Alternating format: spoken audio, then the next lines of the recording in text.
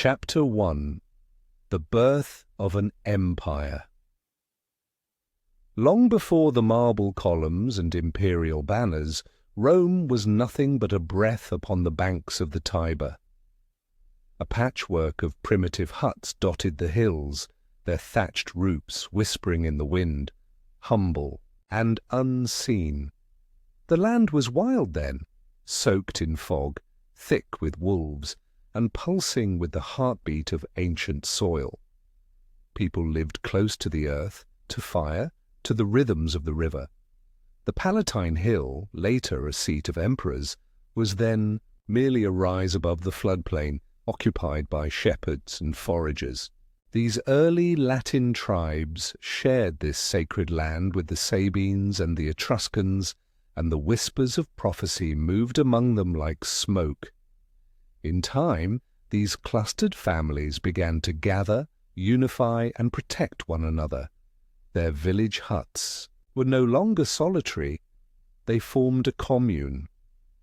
A fledgling kingdom grew not from conquest, but from survival.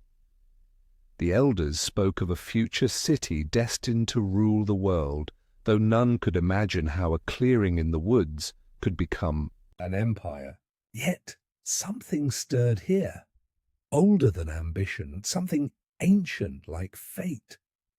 The first paths were traced with bare feet. The first walls were not of stone but of story. Even then there were signs. Omens in the skies, birds circling in, ritual arcs, echoes of thunder that seemed to answer names not yet spoken. Rome's origin was never only human. It was shaped by myth as much as mud. The Etruscan influence. To the north, a more sophisticated people thrived. The Etruscans. Their cities were paved, their tombs painted with stories of banquet halls and journeys into the underworld. Their rulers wore crowns, their priests read the future in the flight of birds and the livers of sheep. They were not just neighbors, they were guides. Rome, raw and hungry, absorbed from them not by force, but by osmosis. The Etruscans taught the Romans how to drain marshes and build roads, how to design arches and temples, how to structure a society with ranks and roles. From them came the purple robe of kings, the curved scepter, and the practice of augury, divining the will of the gods before every important decision.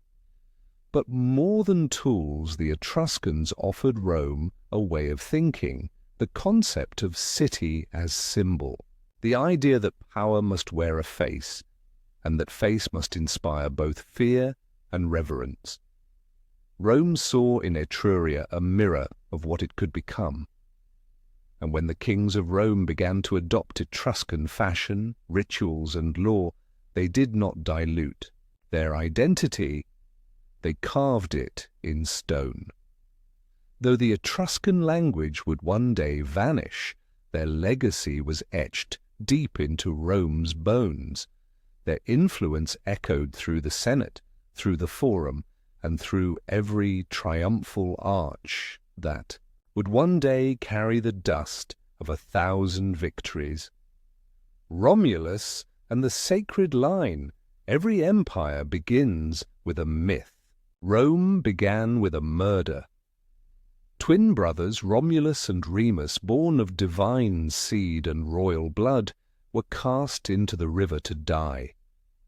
But the river did not swallow them.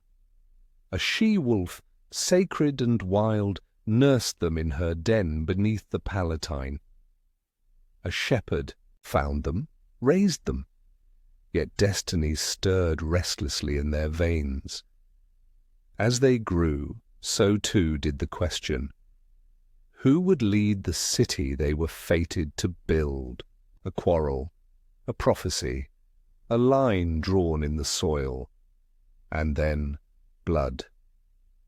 Romulus struck down Remus, not in hatred, but in fate. The act echoed with the sound of future wars, of civil strife, of brothers turned enemies for the sake of Rome. The city was born not with a treaty, but with a wound. Romulus became its first king. He traced the sacred boundary, the pomerium, with a plough, declaring the space within as divine, eternal, inviolable. Rome was more than land now. It was an idea, bound to the heavens. That first myth lived in every Roman heart for centuries. The wolf suckling the twins became the city's symbol. The act of fratricide became its warning.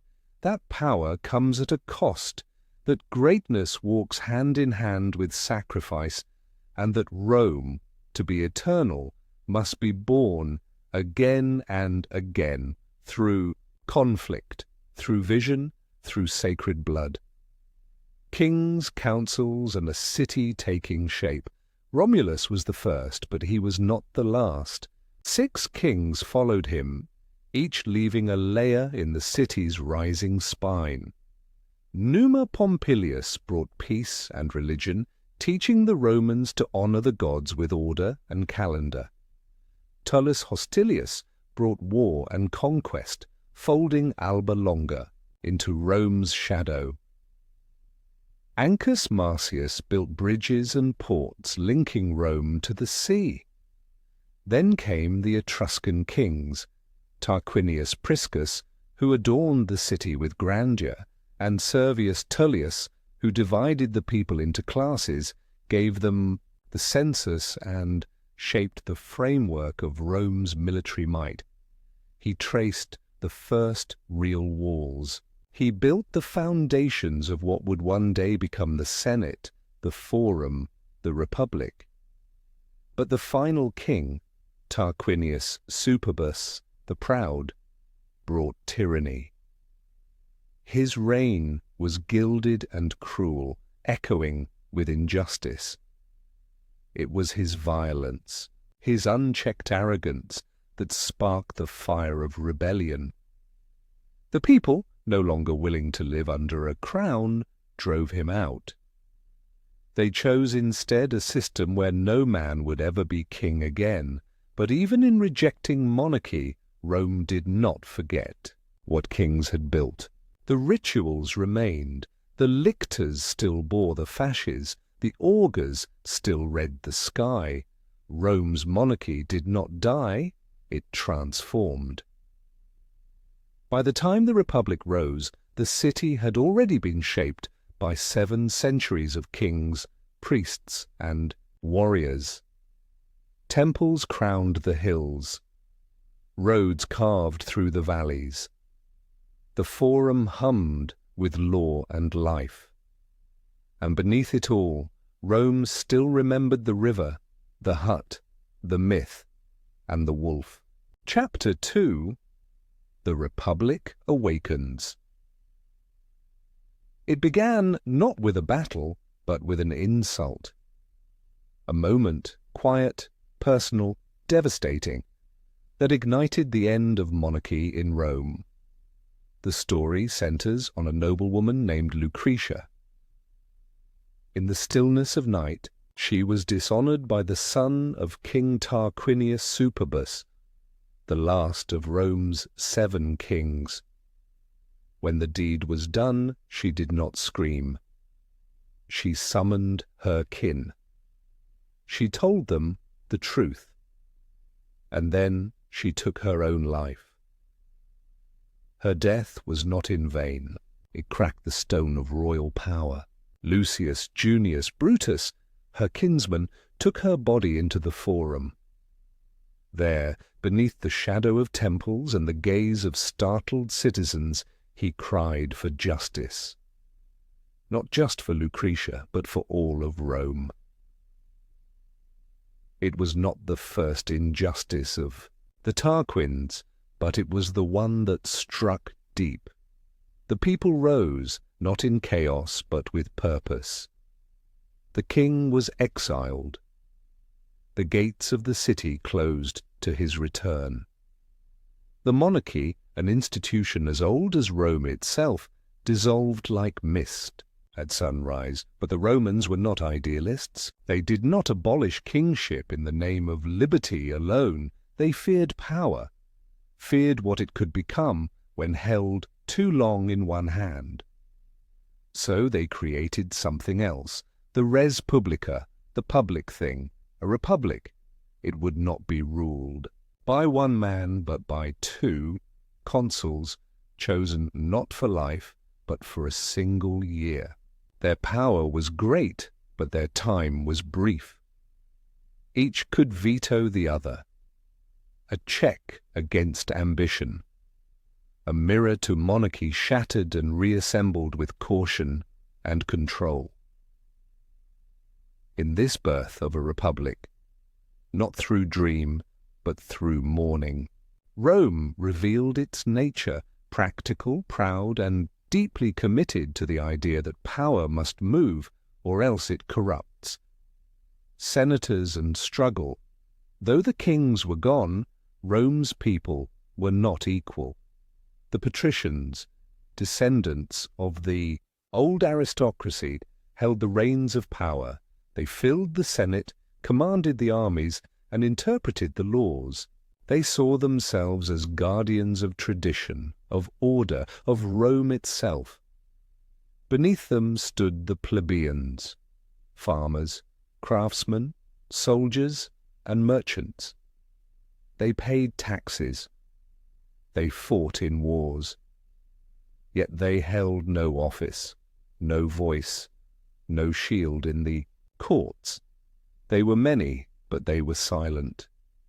What followed was not a rebellion, but a long, aching negotiation, a centuries-long struggle called the conflict of the orders. The plebeians did not storm the palaces. They withdrew. In 494 BCE, they simply walked away or to the sacred mount, refusing to serve, to labor, to fight. The Senate, faced with the paralysis of a city without its workers and warriors, yielded. Thus was born the office of the tribune, a protector of the people, empowered to veto any decision that harmed them. The tribune was sacred, untouchable. His body was his oath, but the struggle did not end there. Year by year the plebeians pushed for land reforms, for debt relief, for the right to intermarry, for representation in every office. The patricians resisted, retreated, then relented. It was not a revolution, but a reshaping. The republic bent again and again, but it did not break. And in that tension was between pride and justice, between class and compromise, the Romans built something stronger than monarchy, a society in motion. Rome learned to balance by never fully settling. It evolved not through harmony, but through struggle. Laws on stone. In the early republic, law was memory. The priests and patricians kept it, spoke it, interpreted it, but memory can be bent and truth can be hidden. The plebeians demanded clarity. Justice, they argued, must not be secret. And so in the year 451 BCE, a commission was formed. 10 men charged with inscribing the law for all to see. They worked not in silence, but in the open. They travelled to Greece, studied the laws of Solon and others, then returned with chisels in hand. The result was the 12 Tables, Rome's first written code, etched into bronze or stone, displayed in the forum for all citizens to read. It did not promise equality. It did not abolish debt slavery, nor did it offer the poor the comfort of wealth. But it was something new, a fixed point, a law no longer shaped by whim or whispered in temples. Now justice had weight. It could be touched. It stood there, hard and public, weathered by sun and storm. The 12 Tables listed rights and wrongs. They dictated contracts, punishments, funerals, and family matters. They were harsh, sometimes brutal, yet they represented an idea radical in its simplicity, that the law belongs to the people. And with that, Rome took another step away from kingship. Now it was not just the ruler's will that shaped society, but the rule of law, cold, impartial, and constant. Generations of Romans would grow up walking past those tables. They would recite them in school, invoke them in court, and carry them, even in fragments, into future ages. For law, once made public, is not easily forgotten. A new kind of republic. The republic that emerged from these early struggles was unlike any other.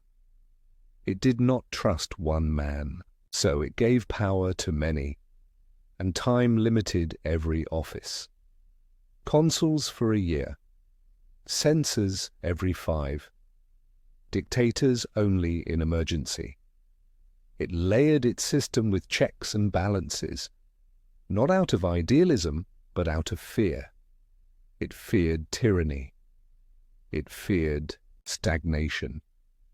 And in that fear it built a machine, slow, steady, and strangely flexible. Each year new magistrates stepped forward. Some governed. Some judged. Some waged war. All answered to the Senate, that body of elders descended from the advisory council of the kings, now more powerful than ever.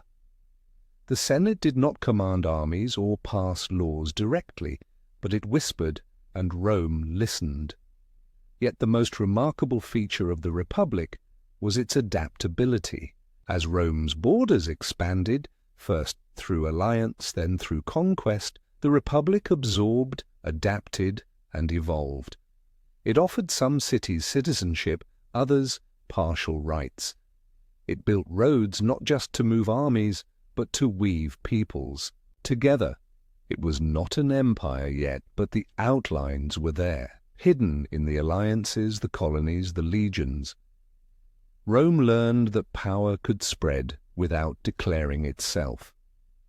By the 3rd century BCE, the Republic stretched across most of Italy. It had defeated rivals like the Samnites and the Etruscans. It had faced internal crisis and survived. It had created something enduring, not just a state, but a system born of grief and forged in struggle, a republic that had awakened, not in triumph, but in compromise, not in peace, but in balance.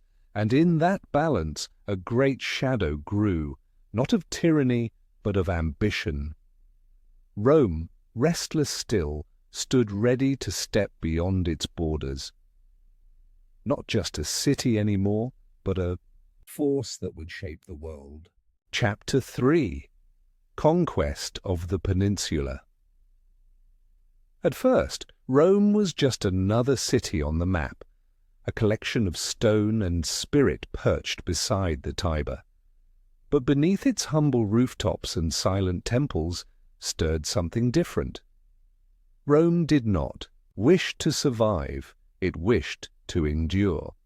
And in time it would stretch its fingers across the Italian peninsula, not through chance, but through relentless design.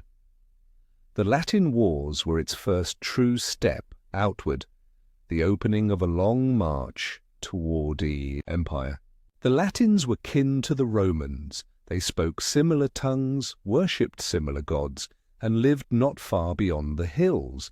But as cities grow, so too do tensions.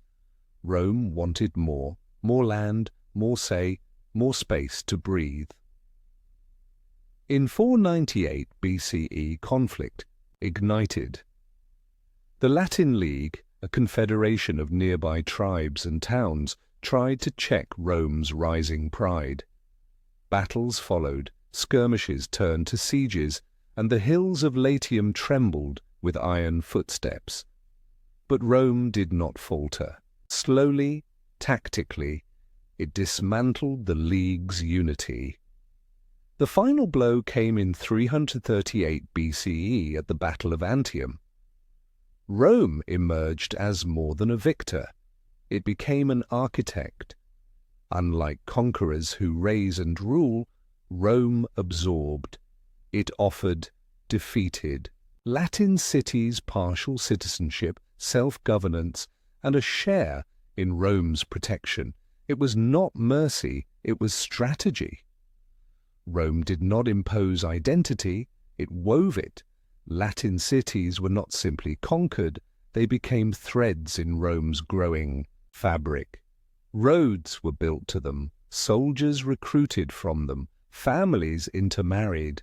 The war had ended, but something larger had begun. A vision of Italy united not by chains, but by shared blood and purpose. Samnite resistance. Beyond the soft hills of Latium rose a harsher land, the rugged central spine of Italy, home to the Samnites. These were mountain warriors, fierce and fiercely independent. They did not build cities of stone, but communities of pride and steel. They valued freedom, terrain, and clan above all. And they saw in Rome not a neighbor, but a rising threat. The Samnite Wars, fought across nearly 50 years in 3 brutal campaigns, would test the Republic like never before. The terrain was unforgiving. Narrow passes, steep ridges, dark forests where visibility vanished, and ambushes bloomed. Rome's organized legions struggled here. The Samnites fought like the land itself, swift, unpredictable, and unrelenting. In 321 BCE, Rome met humiliation at the Caudine Forks. Lured into a mountain trap, its army was surrounded, disarmed, and forced to pass beneath a yoke, a symbolic act of defeat. It was a moment of rare Roman shame. But Rome did not retreat in spirit. It studied, it learned, it adapted. New roads were carved through the highlands. New tactics were drilled. New alliances formed. The wars raged on, bitter, costly, and full of turns. But Rome, unlike its enemies, had time and patience. Where Samnites had tribes, Rome had systems. Where Samnites had warriors, Rome had soldiers, senators, and roads. By 290 BCE, the Third Samnite War ended. Rome had crushed the Samnite resistance, but again, it did not destroy its foes. Many Samnites were given limited rights. Their lands were absorbed into Rome's structure. Forts became towns, roads became trade routes. The mountains, once hostile, became arteries of Roman expansion. The Samnites faded, but their legacy remained. A reminder that Rome was not born strong. It became strong by surviving failure, adapting, and returning stronger with each defeat. The Greek challenge. In the south of Italy, beyond the fields and forests, glittered the cities of Magna Graecia, colonies founded by the Greeks, rich in art, science, and strategy. Cities like Tarentum looked not to Rome, but to Athens, to Corinth, to the brilliance of the Hellenic world. Rome's advance troubled them. When Roman ships entered Tarentine waters in 282 BCE, they were attacked. It was not just a skirmish, it was a statement. The Greeks of Italy did not want to be Roman, so Tarentum called for help, and help came in the form of Pyrrhus, king of Epirus. A cousin of Alexander the Great, Pyrrhus was a man of legend, a commander of dreams. He brought with him a professional army, Macedonian phalanxes and war elephants, the first ever seen by Roman eyes. In 280 BCE, he landed in Italy. The clash came at Heraclea. Rome fought bravely, but the elephants crushed their lines. Pyrrhus won, but the cost was steep. He fought again at Asculum in 279 BCE, another victory, another price. When his generals cheered, Pyrrhus said bitterly, "One more such victory and I am lost." From this came the phrase Pyrrhic victory, a win so costly it is indistinguishable from defeat. Rome, meanwhile, did what it always did, endured. It rebuilt armies, recruited allies, and refused peace. It fought again at Beneventum in 275 BCE. This time Rome held the field. Pyrrhus, tired and bloodied, returned to Greece.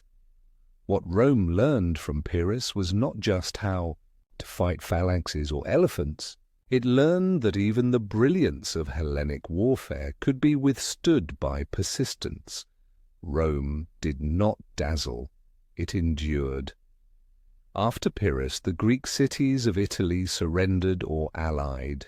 Southern Italy was now Roman, not by miracle, but by attrition. Rome had stared down the glory of Alexander's world and survived. The Roman system of alliance. What made Rome unstoppable was not only its armies, it was its web. A system of alliances so carefully crafted, it turned defeat into opportunity and conquest into cohesion. After each victory, in Latium, Samnium, or the south, Rome offered more than chains. It offered roles. Some towns became colonies settled by Roman citizens. Others remained autonomous, bound by treaties. Still others were granted partial citizenship, with the right to trade, to marry, to appeal. Not all were equal, but all were included. These allies, called soci, had obligations. They provided soldiers. They followed Rome's lead in war and diplomacy. But they also gained protection, roads, markets, and a place in the rising world Rome was building.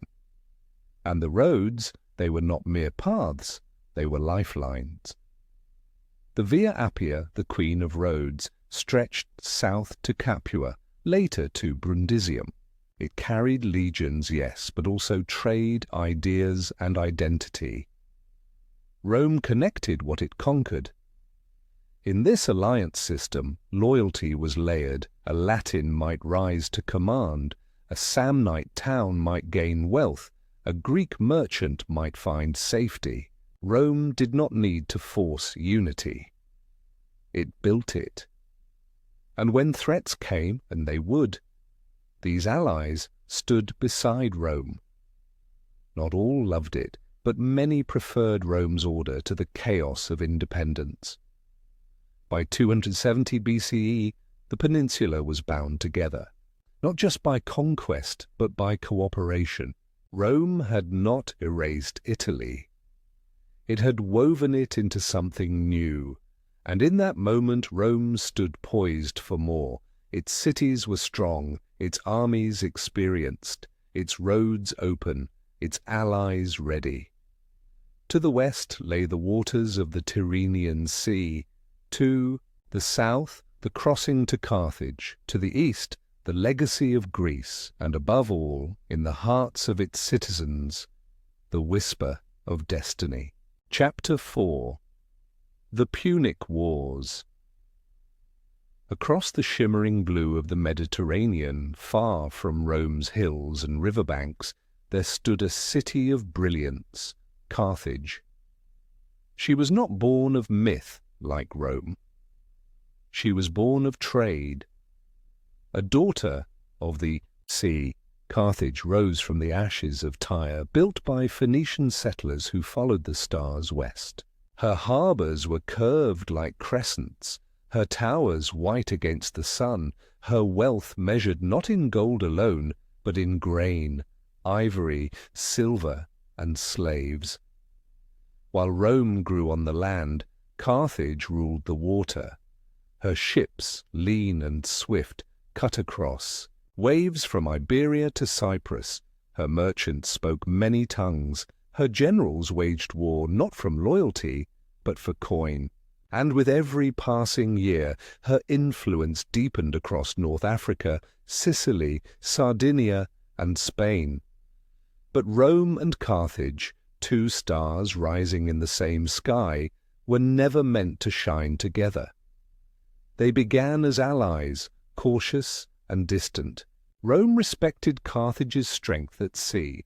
Carthage saw Rome as a useful buffer in the east. But ambition has tides, and soon their interests touched, in Sicily, the stepping stone between their worlds. In 264 BCE, a dispute between local forces erupted. Rome sent help. Carthage did too. Diplomacy failed, swords were drawn. The First Punic War had begun, a war not for land alone, but for future, for dominance, for destiny. For 23 long years they fought. Rome, a land power, learned to build fleets. Carthage, a sea power, learned to defend coasts. Battles came and went. Mylae, Ecnomus, the Aegates Islands, each one a page written in salt and steel. Rome won narrowly. Carthage paid dearly. Money, territory, and pride. But it was only the beginning. Hannibal's march in the ashes. Of that first defeat a boy grew. His name was Hannibal. Born in Carthage, raised in Spain, he was taught to hate Rome like a creed. As a child he swore an oath before his father to never be a friend of the Roman people. When Hannibal became general, he did not strike from the sea. He struck from the mountains. In 218 BCE, he led an army, tens of thousands strong, across the Pyrenees, through Gaul, and toward the Alps. Winter approached. The peaks were high and cruel, but he pressed on, with elephants, with cavalry, with resolve carved from vengeance. No Roman expected this. It was madness. It was genius. The journey was hell. Snow swallowed men, avalanches buried columns. Yet Hannibal emerged, ragged, reduced, but ready, into Italy. Then came the battles. At the river Trebia he lured the Romans into icy death. At Lake Trasimene he ambushed them through the morning mist. And at Cannae, in 216 BCE, he delivered a masterpiece. There, with half the Roman numbers, he encircled a larger force, crushed it inward, and slaughtered over 50,000 in a single day. Senators died, consuls vanished. It was Rome's darkest hour. And yet, Hannibal did not march on the city. He hoped Rome's allies would break. They did not. He waited for reinforcements from Carthage. They never came. Rome, bleeding, did not fall. Instead, it endured. It refused to meet Hannibal in open battle. It shifted to attrition, denying him supplies, cutting off routes, reclaiming allies. A war of patience, a war of shadow. Hannibal roamed Italy for years, but Rome grew stronger, not weaker. Its roads kept its lifelines open. Its citizens refused surrender.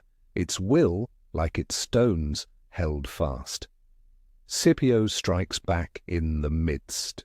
Of this long war, a new figure emerged, young, charismatic, and brilliant. Publius Cornelius Scipio. He was only 25 when he took command in Spain, the same land where Hannibal had been nurtured. Scipio studied his enemy. He did not rush. He moved like chess, deliberately, decisively. In Spain, he cut Carthaginian supply lines, City by city, he turned Hannibal's homeland against him. Then he did what few expected. He crossed to Africa. In 204 BCE, Scipio landed near Carthage. He struck at her heart. Hannibal, called back from Italy, returned to defend his motherland. The final confrontation came at Zama in 202 BCE. There, under the African sun, Hannibal's elephants charged. Scipio's troops opened lanes. The elephants passed harmlessly through. The Roman infantry closed the trap. Hannibal's line broke. Rome had won. The Second Punic War ended. Carthage was spared, barely, but she lost her fleet, her lands, her pride. Hannibal lived on, in exile, in silence, but never again in power. Scipio returned to Rome in triumph. He was named Africanus, the conqueror of Africa. A title, a legacy, a symbol of Rome's unshakable rise. Salted earth, endless. Grudge for years after Zama, Carthage kept peace. She paid her debts, she rebuilt her walls, but not her army. She bowed when Rome demanded. She endured. But in Rome not all were content.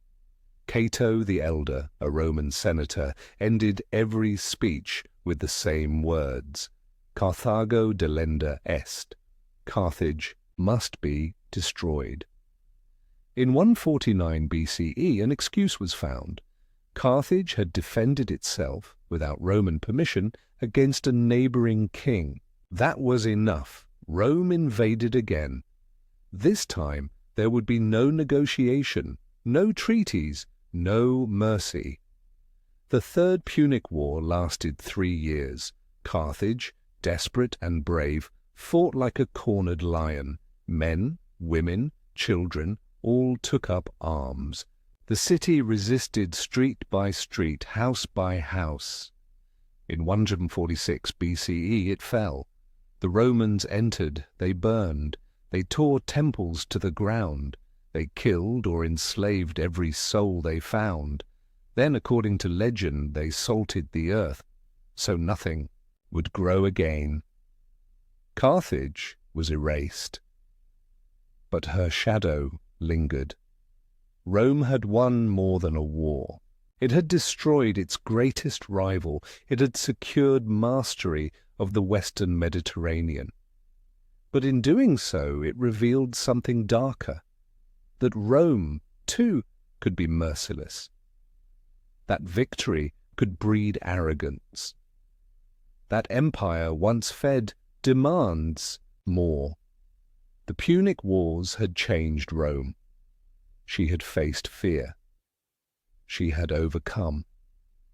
But in doing so, she had become something new. Not just a republic, not just a city, but an empire in spirit, with a hunger that would never truly end. Chapter 5: The Age of Expansion. The great battles were over, but the peace felt uneasy. Rome had won, Carthage was gone, the seas were calm, her enemies lay broken. Yet in the silence after war, something deeper began to shift. Not in Rome's enemies, but in Rome itself. The soldiers returned first, not in small groups, but in great parades, thousands of them marching through the gates of the city beneath banners blackened by smoke and blood. They had seen the world. They had conquered it. And now they brought its weight home. With them came gold, jewels, foreign luxuries, and something more dangerous: pride. These men had left as farmers, citizens, and soldiers, but they came back changed, hardened by war, tired of waiting. Many did not want to return to their ploughs. They wanted glory, influence, land. The generals, too, returned with new faces, no longer simple commanders, but warlords cloaked in honor, men like Scipio, Africanus had become legends, celebrated not just for their discipline, but for their victories. They were adored, cheered, followed. Rome was still a republic, but it no longer felt equal. Power began to collect in the hands of men who had proven themselves on foreign soil. The Senate, proud and aged, struggled to keep control and the spoils of victory. They were uneven. The rich became richer. The poor returned to find their land sold or ruined. Small farms disappeared. Large estates, latifundia, grew in their place, worked by slaves brought from the lands Rome had crushed. Conquest had made Rome strong, but it had also planted seeds of greed, of class tension, of imbalance.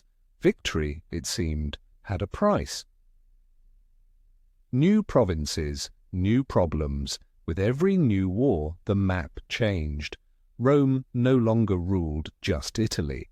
It now held provinces, territories beyond the homeland, each with its own people, language, and customs.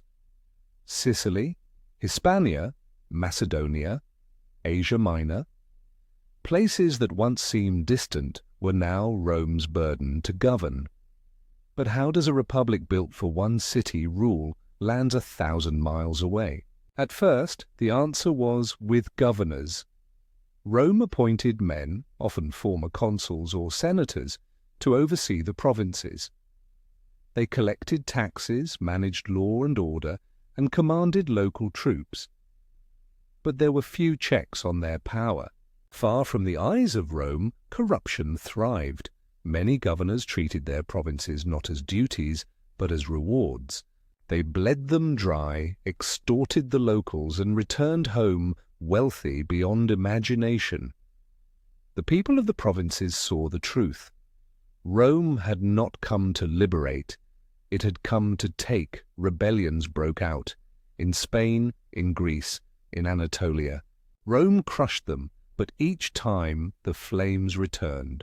For while Rome offered roads and trade, it often failed to offer justice. The culture, too, clashed. Rome brought its laws, its gods, its tongue, Latin. But the provinces had their own ways. In Egypt, they honored animal-headed deities. In the East, Greek still ruled the marketplace. In Gaul, tribes worshipped forests and rivers. Rome could conquer the land, but the spirit of the people? That was another matter. As the empire grew, so did the weight of its contradictions. It wanted order, but bred resentment. It brought progress, but often with a sword. Governance, Rome learned, was not just about power, it was about presence. And in its new provinces, Rome was both everywhere and nowhere at once. The rise of the equites, back in the heart of this republic, something unusual was happening. A new class was emerging, not born from the old noble bloodlines, but from coin, contracts, and cleverness. They were called equites, the equestrian order. Once simply Rome's cavalrymen, they had evolved into something else entirely. They were businessmen, tax collectors, landowners. They did not wear togas laced with tradition. They wore the scent of new money, fast-earned, well-kept. As Rome conquered new provinces, someone had to manage the taxes. The publicani, often equites, bid for the rights to collect. They paid Rome in advance, then squeezed the locals for more. Profit, not patriotism, became their motive. These men were not senators, but they were powerful. They built networks, they funded campaigns, they controlled trade routes, mines, shipping fleets. Some lent money to struggling aristocrats. Others built alliances in the shadows of temples. The Senate looked down on them, yet borrowed from them. The generals dismissed them, yet needed their coin to feed armies. The equites had found a path to influence without needing public office. In a system that claimed to serve the people, The people now served the system. This new class blurred the old lines. Rome had always been a city of orders, patricians and plebeians. But now the equites moved between both. Not noble, Not common, just wealthy. just rising, and with every coin they earned, every favor they traded, they reshaped the republic from within. Quietly, invisibly. The unseen empire. To the world, Rome's empire was built by legions, by spears, shields, and standards carried into war. But beneath the marches and battles another Rome grew. One made not of marble and glory, but of networks and whispers, an unseen empire. In Spain, local tribes traded Roman goods along dusty roads patrolled by Roman scouts. In Anatolia, kings paid tributes to keep their thrones. In the East, princes sent gifts to senators they had never met. Rome's power was felt before it was seen. There were no banners on some of these lands, no garrisons, but the locals obeyed Roman interests because it was safer than resistance. Bribes flowed, treaties shimmered, and when gold failed, fear filled the void. The roads were part of it. Built by soldiers, these stone paths stitched the empire together. From the forests of Gaul to the deserts of Africa, couriers rode fast and legions faster. News could travel in days, so could punishment. Rome's laws, too, spread like water, seeping into courtrooms, contracts, and cities. Local leaders adopted Roman ways to stay in favor. The Pax Romana, the peace of Rome, became both dream and warning. Yet even within the Republic, the scale of Rome's reach was unclear. A farmer in Campania might sell olives to a trader from Asia Minor. A banker in the Forum might profit from a tax scheme in Gaul. And a senator, sipping wine in his villa, might pass a motion that shaped the fate of a city he would never see. This was the unseen empire, held together not just by might, but by momentum, a system of influence, unmarked on maps, yet felt across continents. It was elegant, it was fragile, and as it expanded, it grew harder to control. Chapter 6. Gracchi and the Seeds of Civil War. Rome had grown vast, but not everyone shared in its wealth. By the 2nd century BCE, the Republic had conquered lands stretching from Spain to Greece. Gold and grain poured into the city, but while Rome looked grander than ever, something deeper was beginning to break. At the heart of it all stood the common people, Roman citizens who had once farmed their own land, fought in legions, and built the Republic stone by stone. Now they returned from war to find their farms sold or ruined. Wealthy elites had bought up lands, turning fields into sprawling estates worked by slaves. Small farmers became landless wanderers, swelling the city's slums. Food was scarce. Jobs were fewer. Hope even less. In this swelling tide of desperation rose two brothers, Tiberius and Gaius Gracchus. They were not poor. They came from a noble family with roots deep in Roman history, but they saw the pain around them, and unlike many in their class, they could not ignore it. Tiberius the elder was the first to act. As tribune in 133 BCE, he proposed a simple reform: break up the vast estates held by the elite and give the land back to the poor. This wasn't new. Laws like this already existed, but had long been ignored. Tiberius wanted to enforce them. He wasn't calling for revolution, only justice. But justice in Rome had a cost. To the Senate, dominated by the wealthy, Tiberius's proposal felt like theft. They had grown used to land and luxury. To give it back meant losing power. They resisted fiercely, accusing him of stirring up the mob, but the poor rallied behind him. They cheered his speeches. They believed in his dream of bread, land, and dignity. And so the city began to split, not with swords, but with speeches, not with armies, but with ideas. Tiberius had opened a door, and behind it the future waited. Blood in the Forum. What began as reform soon turned to bloodshed. Tiberius's proposals, though legal, broke an unspoken rule: do not upset the order.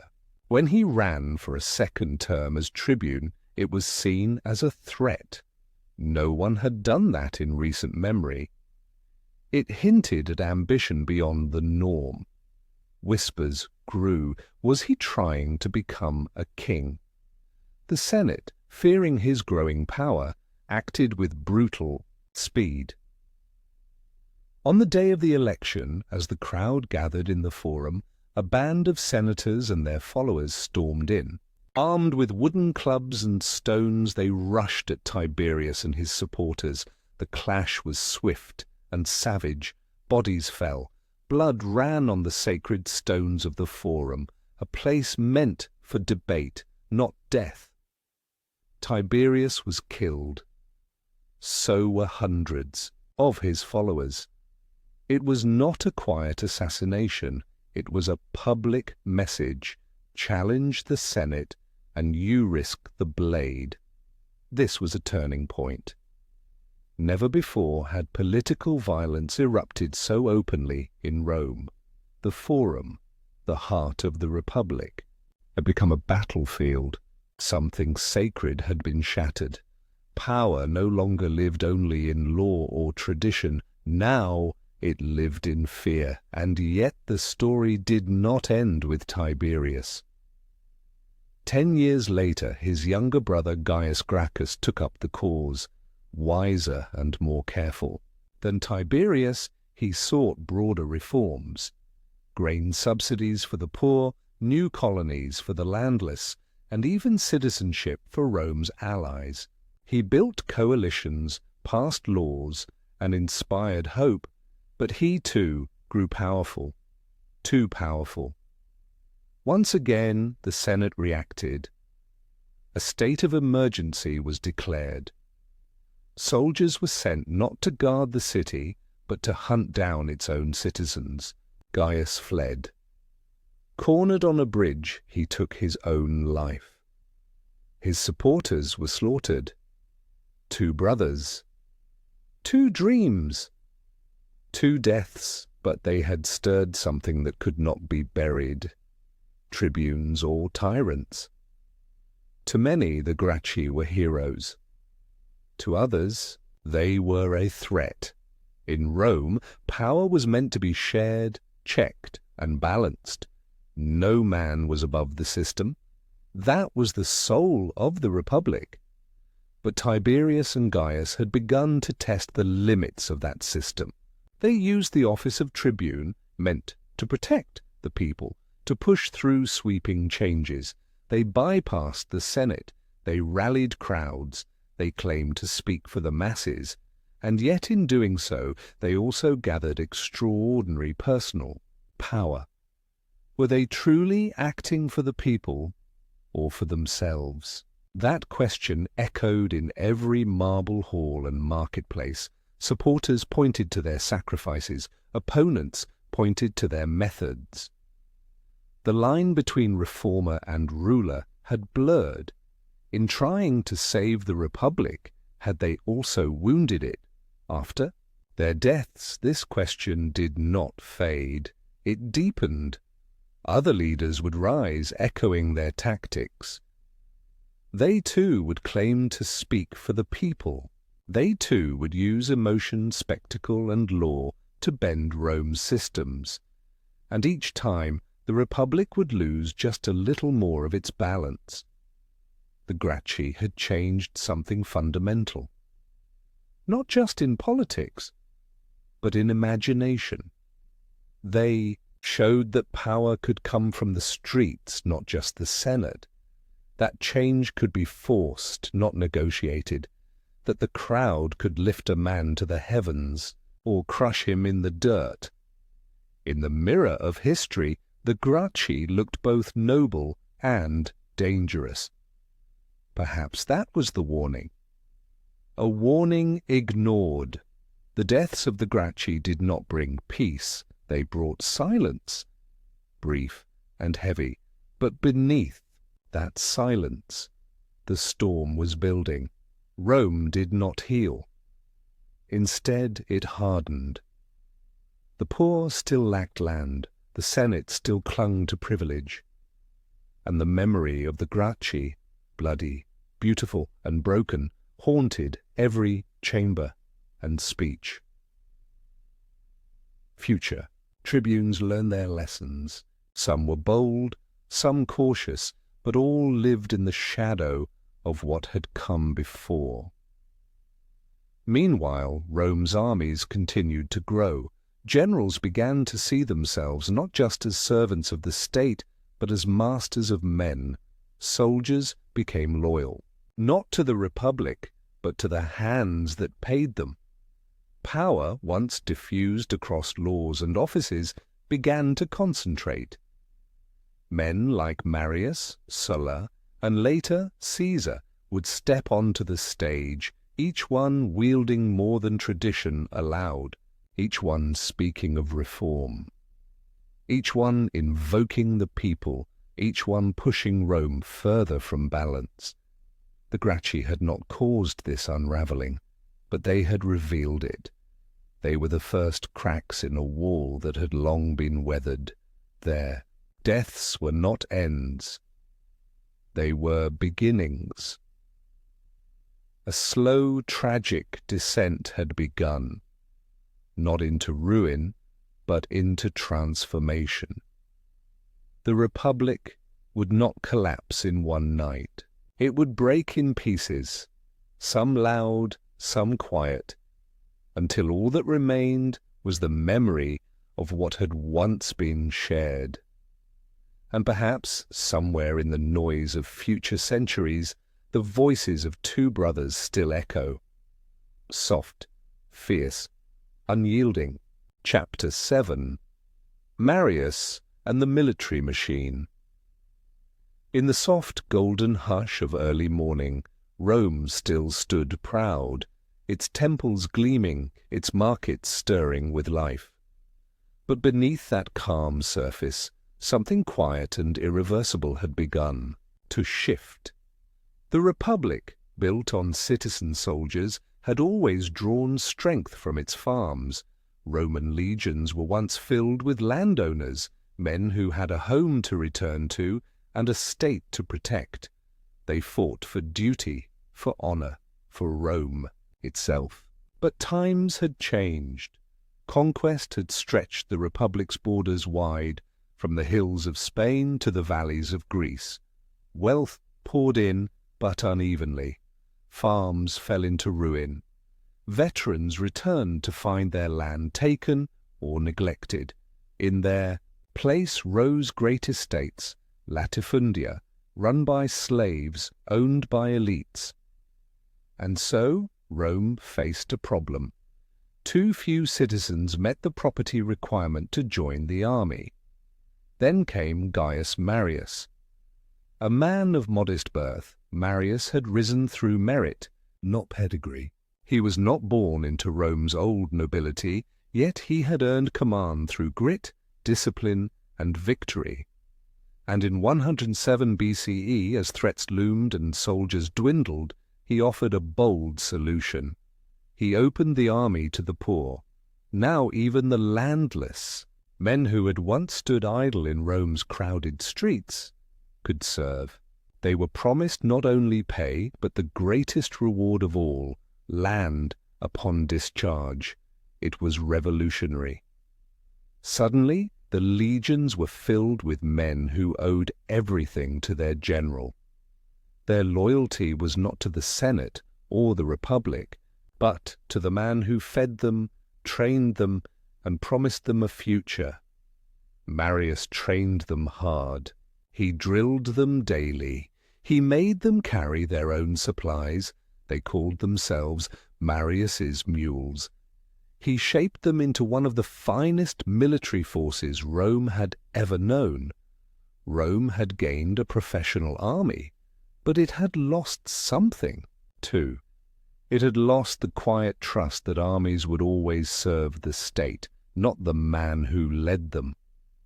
The enemy within, far to the south, beyond the Mediterranean, the deserts of North Africa shimmered in heat and unrest. Numidia, once an ally of Rome, had turned into a source of scandal, not because of its power, but because of a man named Jugurtha. Jugurtha had been raised in the Roman military. He spoke Latin, studied Roman ways, and learned Roman tactics. He was not Rome's enemy. Not yet. But when a succession crisis erupted in Numidia, he seized the throne by force. His rivals appealed to Rome, and Rome responded not with armies, but with debates, bribes, and hesitation. Jugurtha saw something others had only whispered. He saw that Rome's nobility could be bought. In the Senate halls, behind closed doors, coin changed hands, decisions slowed, orders were delayed. One by one, Jugurtha played the Roman elite like pieces on a board. He openly mocked them, once reportedly saying, "Rome is a city for sale and it will fall if it finds a buyer." The people of Rome were outraged. Their soldiers bled while their senators grew fat. The dream of a virtuous republic, one guided by honor and service, had become hollow. It was Gaius Marius, then a rising star, who stepped into this chaos. Appointed to command the war against Jugurtha, Marius led his new professional army into North Africa. They fought with precision, hardened by discipline and hope. But even Marius found the war difficult, not due to Jugurtha's strength, but due to Roman politics. In the end, it was Marius's quaestor, a young and ambitious noble named Lucius, Cornelius Sulla, who brokered Jugurtha's capture through deception and diplomacy.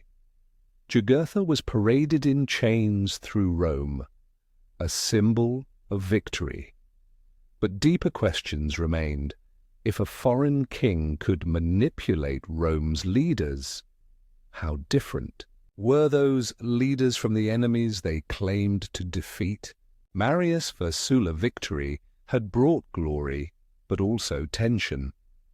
Marius and Sulla, once allies, began to drift apart.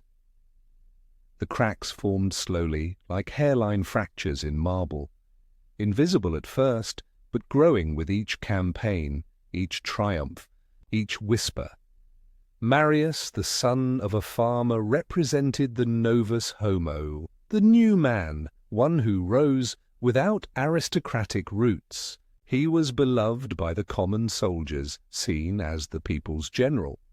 Sulla was his opposite, born into an old patrician family, elegant in dress, sharp in speech, calculating in politics. He had wealth, charm, and ambition, and after his role in Jugurtha's capture, he began to gain influence. What had once been a shared victory became a contest of memory. Who had really defeated Jugurtha? Who deserved the credit? This question echoed through Rome, not just in words, but in votes, appointments, and loyalties. Over time, what had begun as rivalry turned to hatred. In 91 BCE, the social war erupted, a brutal conflict between Rome and its Italian allies who demanded citizenship and rights. Both Marius and Sulla fought bravely side by side for a time. But when the war ended, the old tensions returned. sharper now and deadly. A new war was brewing, this time against Mithridates, king of Pontus in the east. The Senate awarded command to Sulla. Marius was furious. He had expected the honor. He had earned it through decades of service. And so, for the first time in Rome's long history, he did the unthinkable. He challenged the Senate's decision, and not through debate, but through force. Marius used his allies in the assembly to revoke Sulla's command. He wanted the army for himself. And Sulla, marching with his legions, chose a response that would change everything. March on Rome. The gates of Rome were never meant to see a Roman army approach. For centuries, it had been an unspoken law, a sacred tradition nowadays that no general could lead legions across the city's boundary. The army served Rome. It did not threaten it until now. In 88 BCE, Sulla marched on Rome. His soldiers, loyal not to Senate but to him, followed their general through the streets of the capital. The people watched in horror. Senators fled. Opponents were hunted. Statues of Marius were toppled. Decrees were reversed.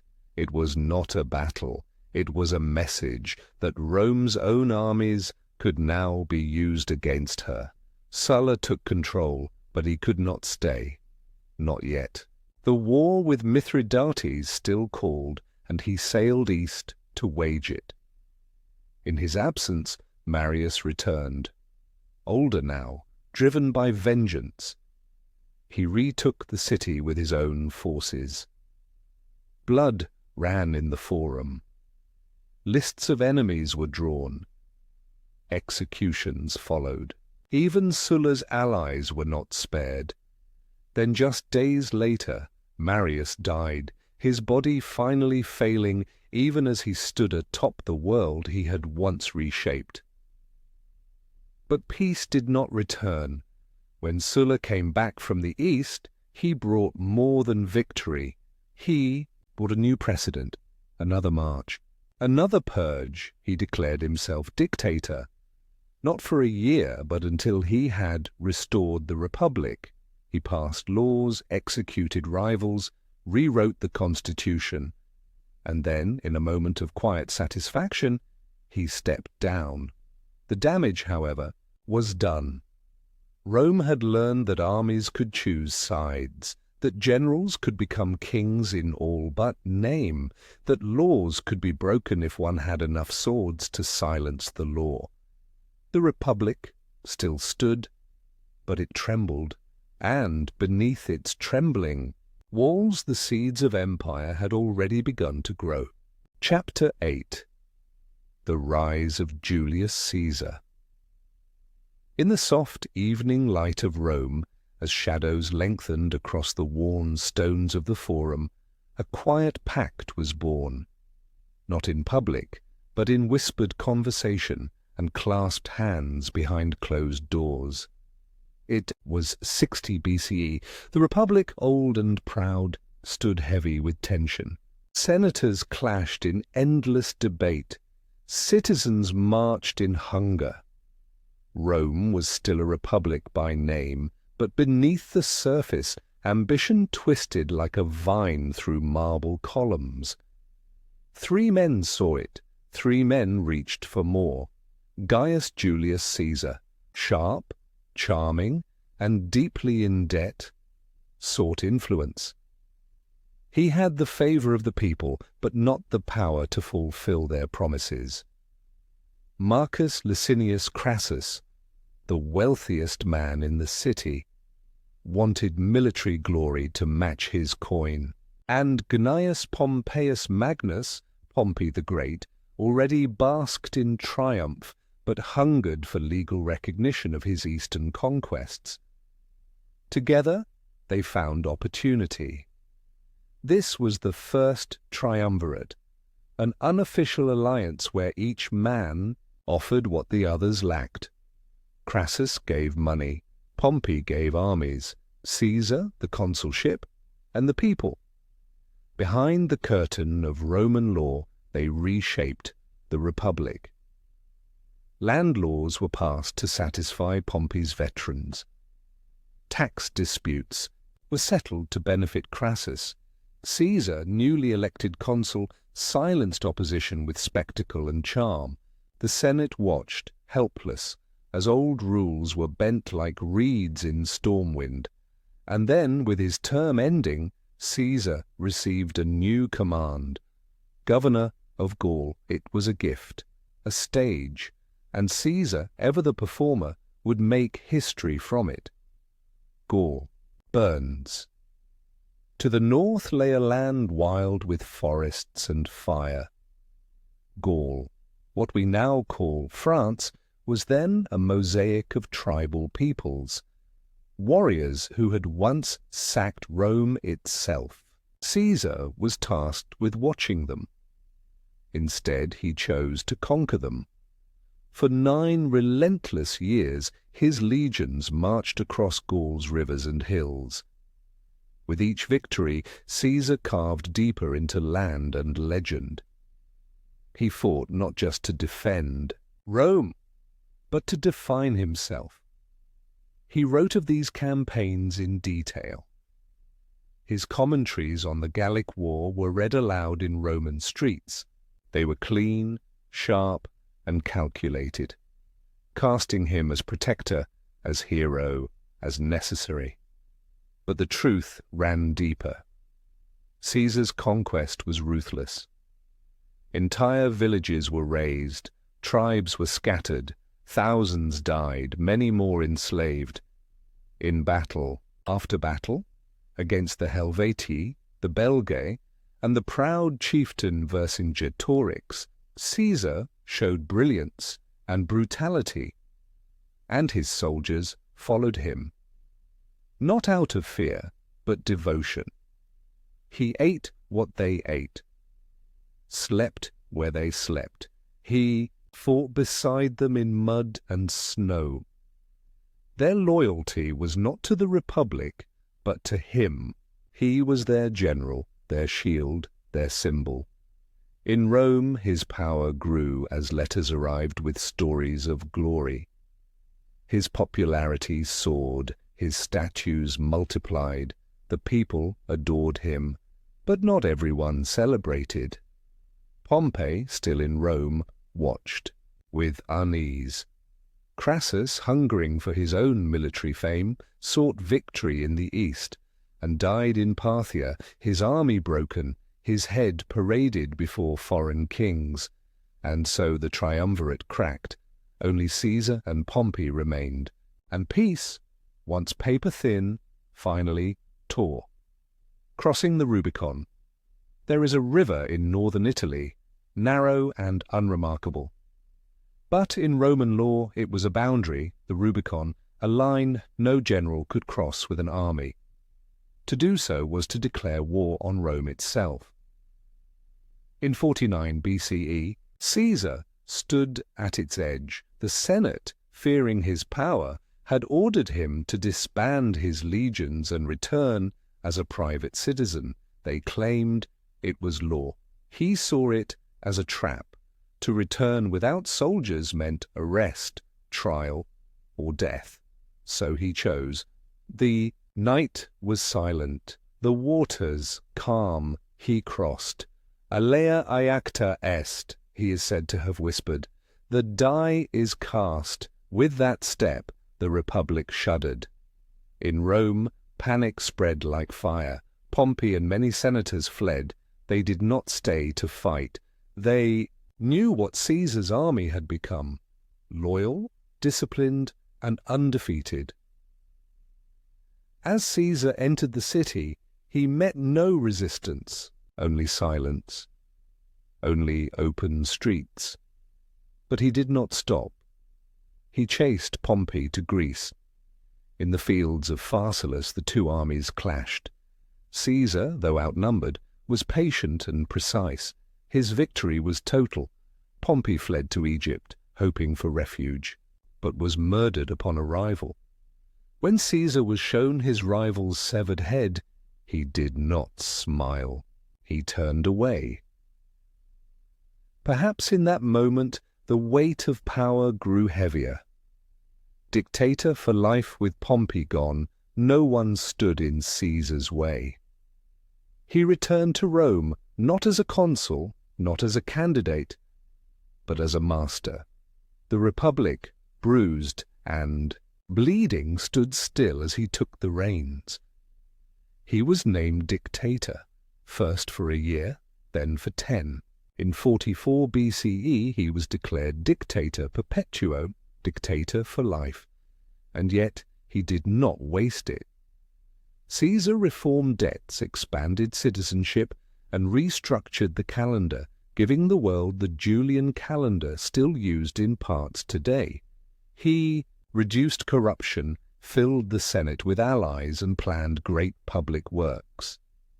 To many he brought peace.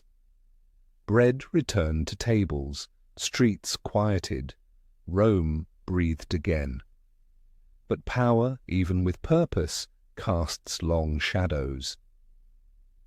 He dressed like royalty, sat in golden chairs, his face appeared on coins once reserved for gods, statues of him were crowned, festivals bore his name, some hailed him as king in all but title, and the Senate, proud, weary, and sidelined, took notice.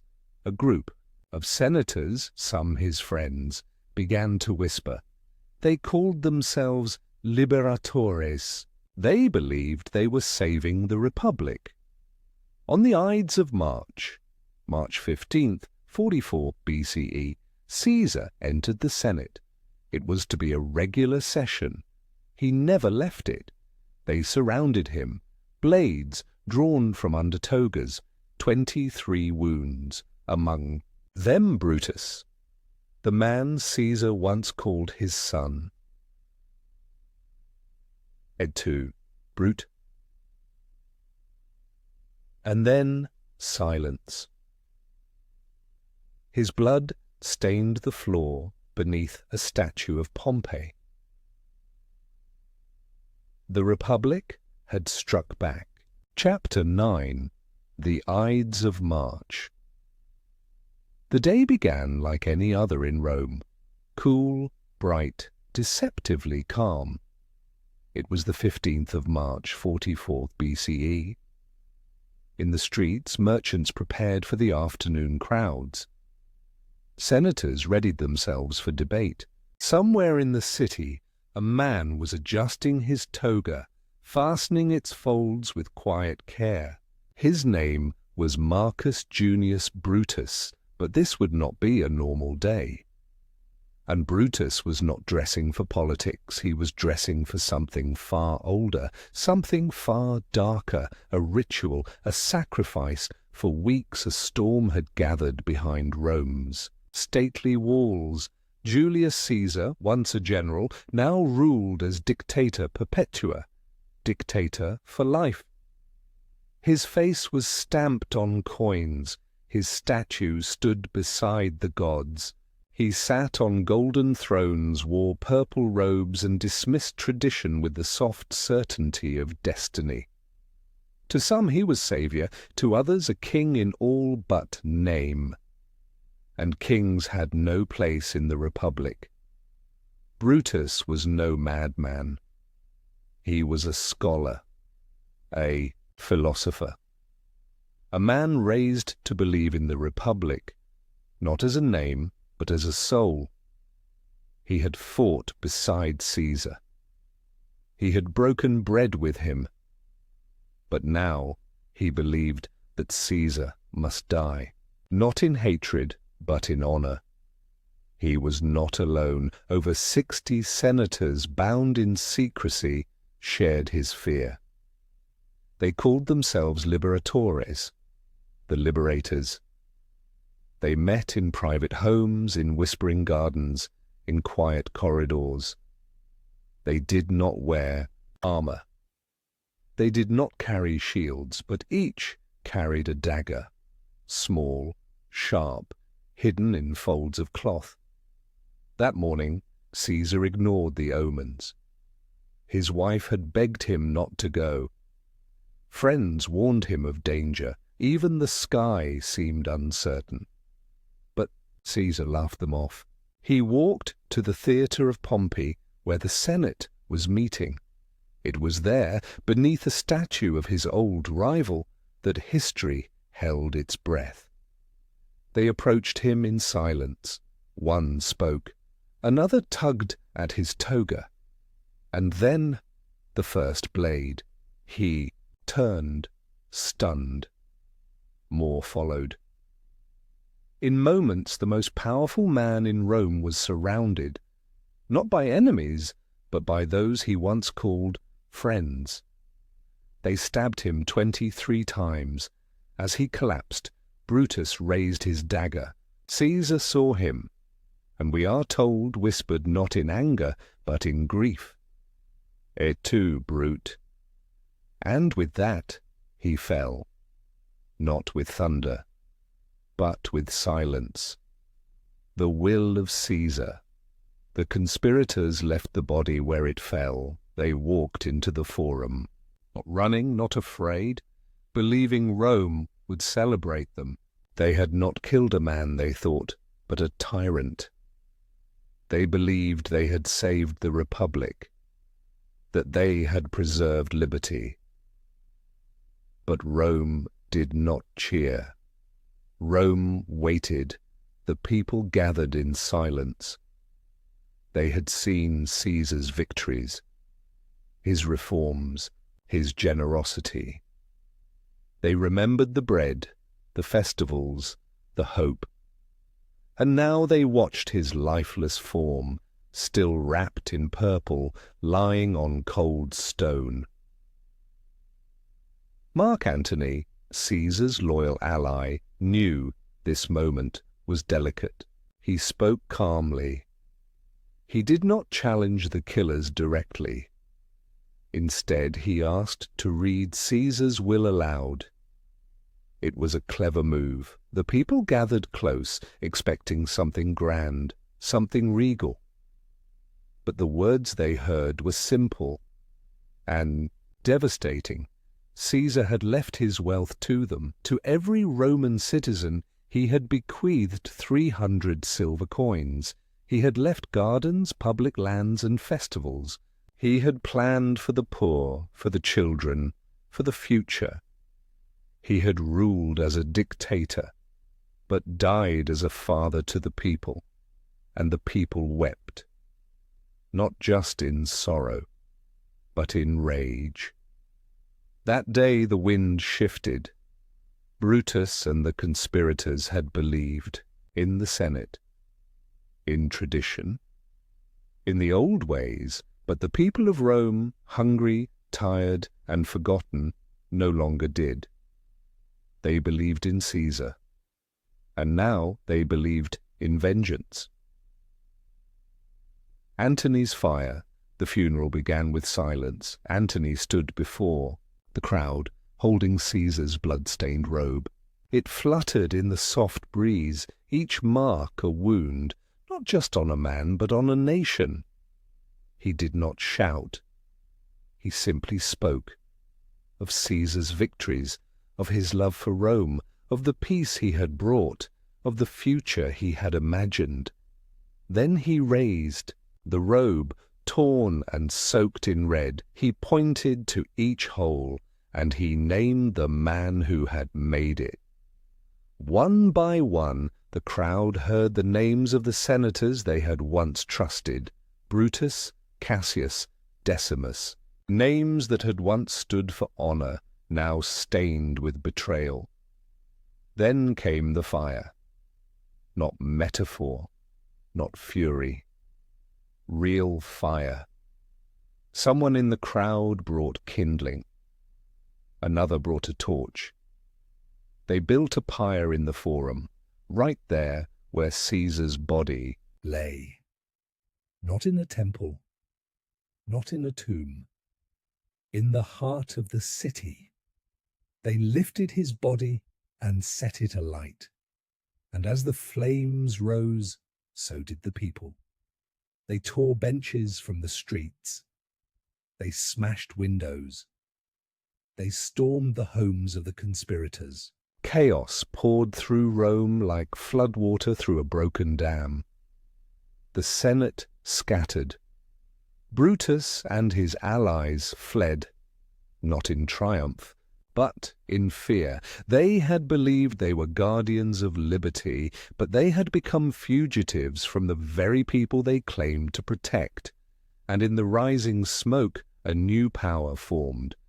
One not of senate or tradition, but of flame and fury. Death of an idea. The Republic did not fall in one night. It faded slowly, like the last candle in a cold room. Its laws remained. Its buildings stood. Senators still debated. Votes were still cast. But the spirit, the trust that had once held it all together, was gone. The people no longer believed in the Senate. They believed in leaders who gave them bread, who led them to victory, who spoke to them, not above them. Caesar had broken the old system, not with law, but with love, with power drawn not from offices, but from the people themselves. The conspirators had hoped to restore the past, but the past could not be restored. In the wake of Caesar's death, a new struggle began. Mark Antony, Octavian, Lepidus, Cassius, Brutus, each claimed to speak for Rome. Each gathered armies, formed alliances, and promised salvation, but none sought the Republic. They sought control, and the people watched, no longer shocked, no longer mourning. They had already buried the Republic in the flames of Caesar's funeral. What followed would not be a return to tradition, it would be transformation. The Republic, born from the ashes of monarchy, would now return to those ashes, this time not in defiance but in design. It would wear the clothes of freedom. But behind them emperors waited, and as night fell over Rome, a final thought lingered like a shadow, that liberty, once killed in the name of justice, does not always return. Chapter 10. The Rise of Augustus. In the soft haze of morning, with Rome's streets still echoing the disbelief of Julius Caesar's murder, a name emerged from the silence, not of a warrior or a senator, but of a young man barely known to the people. His name was Gaius Octavius. He was only 18 when Caesar died, a quiet, slender youth with pale skin and sharp eyes. He was studying in Illyria when news came that the most powerful man in Rome had been stabbed 23 times by senators who claimed to protect the Republic. But the letter that followed would change his life forever. Caesar had named him heir.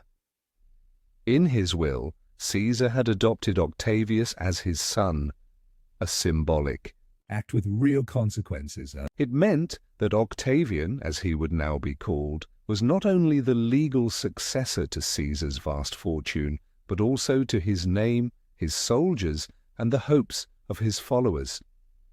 Octavian returned to Italy at once. No grand procession met him.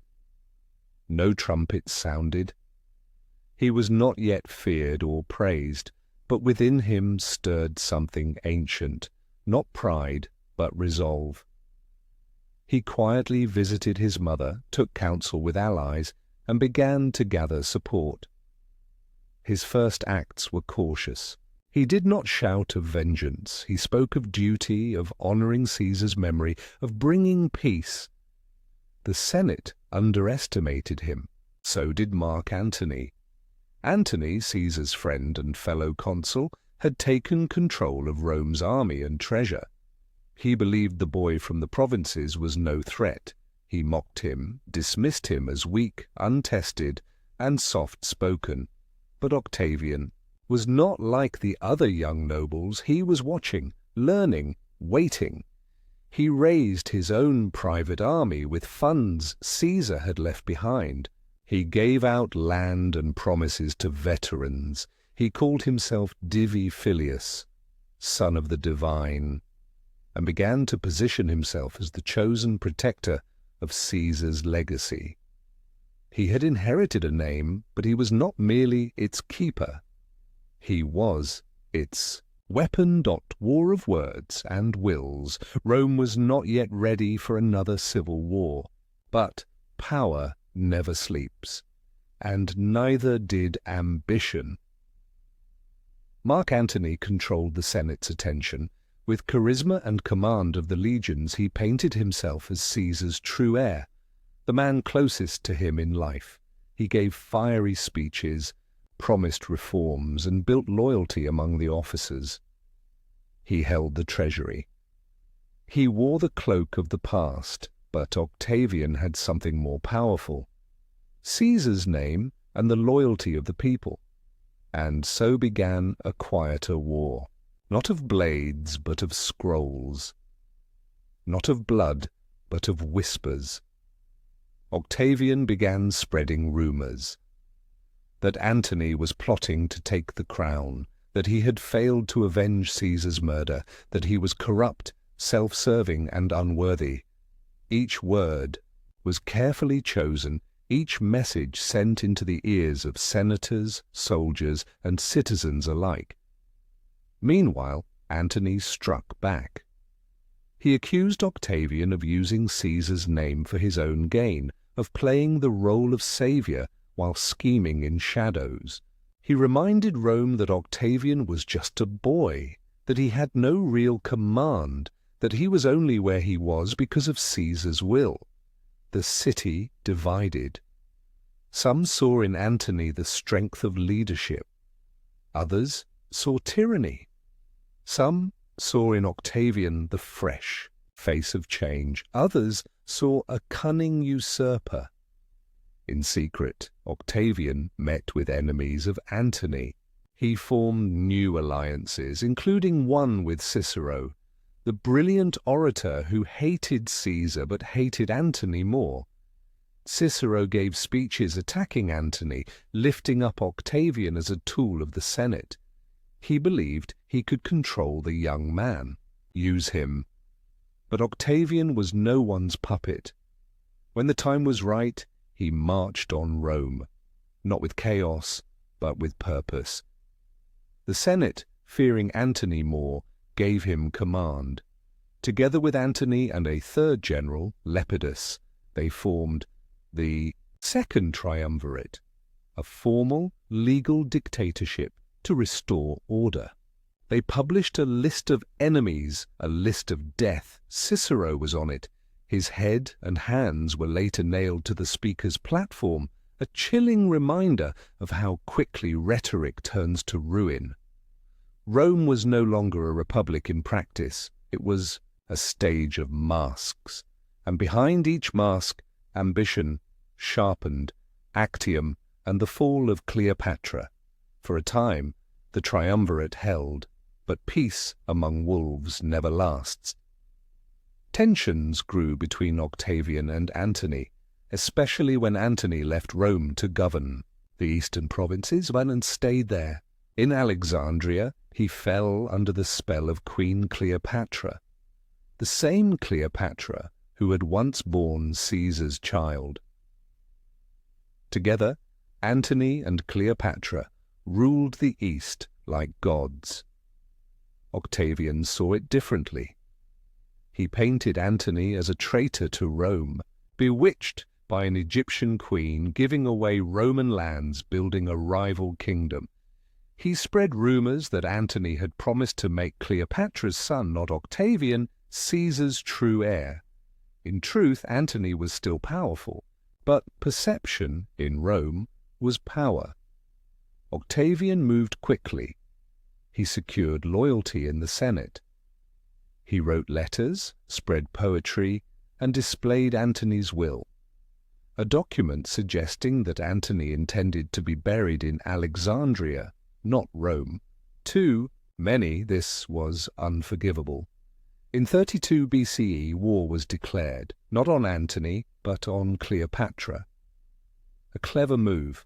Romans could accept civil war, but not foreign queens ruling their destiny. The decisive moment came at sea. At the Battle of Actium in 31 BCE, off the western coast of Greece, Octavian's fleet met that of Antony and Cleopatra. The clash was vast. Ships on fire, arrows darkening the sky, the sound of war echoing across the waves. Cleopatra, sensing doom, fled with her ships. Antony followed. His army collapsed. His fate was sealed. 1 year later, Octavian entered Alexandria. Antony took his own life. Cleopatra followed, her death forever wrapped in mystery, legend, and silence. The East had fallen, the queen was gone, and Octavian stood alone. He was no longer merely Caesar's heir, he was Caesar, in power, if not in name. The first emperor. Rome welcomed him not with fear, but with relief. The wars were over, the blood had dried, the chaos had passed. The Republic was gone in all but name, and no one truly missed it. Octavian returned to the city not as a conqueror, but as a restorer. He told the Senate he wished to return power to them. In gratitude they gave him new titles: Princeps, First Citizen, Augustus, the Revered One. He accepted them with humility, but behind the words was truth. He was now emperor. Not in title, but in function. He controlled the army, the provinces, the treasury. The Senate bowed to him, the people praised him, the temples honored him. Rome became something new. Gone were the days of rotating consuls. Gone were the loud debates of a truly free Senate. In their place stood a system of quiet control, one voice guiding all. Augustus did not destroy the Republic. He embalmed it, preserved its language while changing its soul. He built roads, temples, aqueducts. He reformed taxes, revived old religious rites, and brought peace to a war-weary empire. This was the Pax Romana, the Roman peace.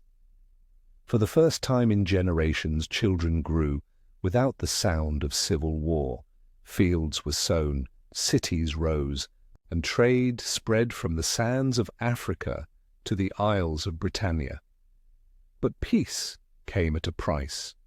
Freedom had dimmed, elections faded, the Republic had become a memory wrapped in ceremony. Augustus ruled not with terror, but with trust. And when he died, he was declared a god, like the man whose name he once inherited. The boy from the provinces had become eternal. Chapter 11. Pax Romana. It began, as many empires do, with the illusion of calm. When Augustus, born Octavian, stood at the helm of Rome after decades of civil war, he offered the people what they craved most: peace. But the kind he offered wasn't free. It came wrapped in marble columns, golden laurels, and silent obedience. Under Augustus, Rome exhaled. After the chaos of Caesar's assassination and the bitter rivalry between Mark Antony and Octavian, the Republic-turned-empire needed healing, and Augustus gave it a new name, Pax Romana, the Roman peace. For over 200 years, from 27 BCE to 180 CE, the Mediterranean world knew something rare in history: stability. Borders held. Armies marched more in ceremony than in battle. Trade bloomed like spring across the seas. But beneath the quiet, was a different truth. Peace came through control, relentless, watchful, unyielding. Augustus didn't just govern, he managed perception. He kept the Senate, but clipped its wings. He spoke of restoration, yet built anew. Statues of him multiplied like seeds in the wind, always youthful, always godlike. Surveillance became statecraft. Rome's governors sent detailed reports. Spies worked silently, watching not only enemies, but fellow citizens. Dissent didn't shout, it whispered, or vanished altogether.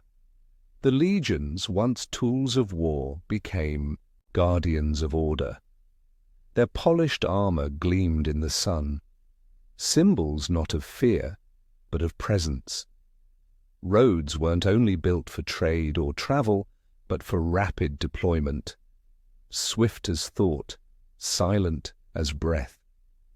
The empire's calm was real, but carefully choreographed, and for the common Roman there was little room to object. As long as the grain flowed, the fountains poured, and the soldiers protected, peace was accepted, even if it came in chains of gold. Bread, games, and glory. As Augustus consolidated his grip, he understood a truth as old as empire: control the stomach, and you calm the mind. Bread became a ritual. Grain shipments from Egypt filled granaries.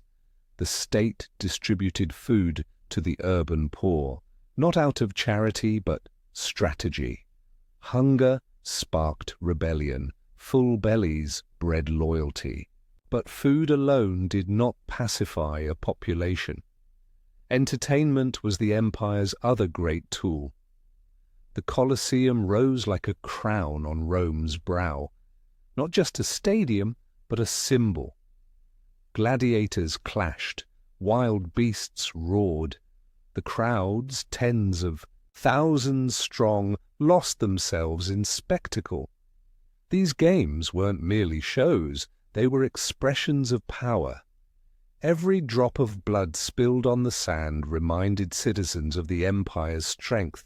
Executions were public, swift, brutal. Law dressed as theatre. Elsewhere, races thundered in the Circus Maximus. Actors performed epic tales that flattered the state. Statues of emperors watched from every corner. Even in leisure, the empire reminded the people who held the reins. Voices that once challenged the Senate or questioned policy now spoke in hushed tones, if at all. Poets sang praises, philosophers offered guarded wisdom. The arts flourished, but often within carefully drawn lines. To the outsider, Rome appeared as a city of marble, flowing with wealth and order. But beneath the applause, fear was a quiet companion. Free thought dimmed as glory brightened. It was not that Rome had no room for dissent. It simply buried it beneath bread, games, and grandeur. The roads of Rome. They stretched like veins across the body of the empire. Ancient, stony, precise. Roman roads were feats of engineering, but also instruments of empire. From Britannia to Mesopotamia, from the sands of Africa to the forests of Gaul, they carved paths of power. Built by legions mile after mile, the roads spoke Rome's ambition. Each slab was placed with purpose. Ditches lined the edges, markers counted the distance, and drainage kept them dry. They were not just functional, they were declarations. Merchants travelled them with carts full of spices, silk, and glass. Governors moved with retinues and orders, messengers raced with imperial news, and if rebellion stirred, legions arrived, swift and unrelenting. Along these roads rose outposts, inns, and watchtowers. Cities that once sat in isolation now found themselves connected and transformed. Language flowed, coins passed hands, and with every footstep The empires, rhythm pulsed deeper. Yet the roads did more than move people. They moved ideas. Roman law, Roman gods, Roman customs, all walked these stone paths. In the marketplaces of distant provinces, Latin mingled with local tongues. Roman architecture reshaped skylines. Roman calendars redefined time. But roads had another power: silence. They allowed the empire to watch. Troop movement could be swift. Spies and officials could report quickly. A whisper in one province could be heard days later in Rome. The roads were Rome's quiet triumph, not forged in battle, but laid in patience. And through them, the empire didn't just expand, it endured, a world in Roman skin. By the height of Pax Romana, Rome was no longer just a city. It was an idea wrapped around the world. From the deserts of Syria to the hills of Hispania, from the moors of Britain to the Nile's edge, a Roman identity began to settle like dust. Provincial cities took on Roman features, forums, baths, amphitheatres and temples. Governors enforced Roman law, often with local flavour. Citizens in Carthage dressed like Romans. Veterans retired in colonies that mirrored Rome's layout, down to the cobbled streets and central plazas. But the transformation was deeper than architecture. Rome offered citizenship to allies, to soldiers, to entire towns, creating loyalty through belonging. A Gaul who once resisted Caesar could now rise in Roman ranks. A merchant from Syria could wear the toga and vote. Latin became the voice of law and trade. Greek still echoed in the East, but even there Roman influence painted temples and redefined rulers. Emperors from Spain, North Africa, and the Balkans emerged, not as foreigners, but as Romans. Gods, too, wore Roman masks. Local deities found Roman counterparts. Temples to Jupiter stood beside altars to older, native spirits. Rome didn't erase beliefs. It absorbed them. In time, the gods of one village became part of an imperial pantheon. But beneath this unity was tension. Roman rule brought roads, baths, and order, but also taxes, military conscription, and foreign governors. Not everyone welcomed the Roman skin. Revolts still flared. Resistance simmered. But in most places, Rome's weight was too vast to shake. In the end, Pax Romana was not simply a time of peace. It was a moment when the world became Rome, even if the heartbeat beneath the surface still whispered its native tongue. Chapter 12. Fire and Madness. It began with promise.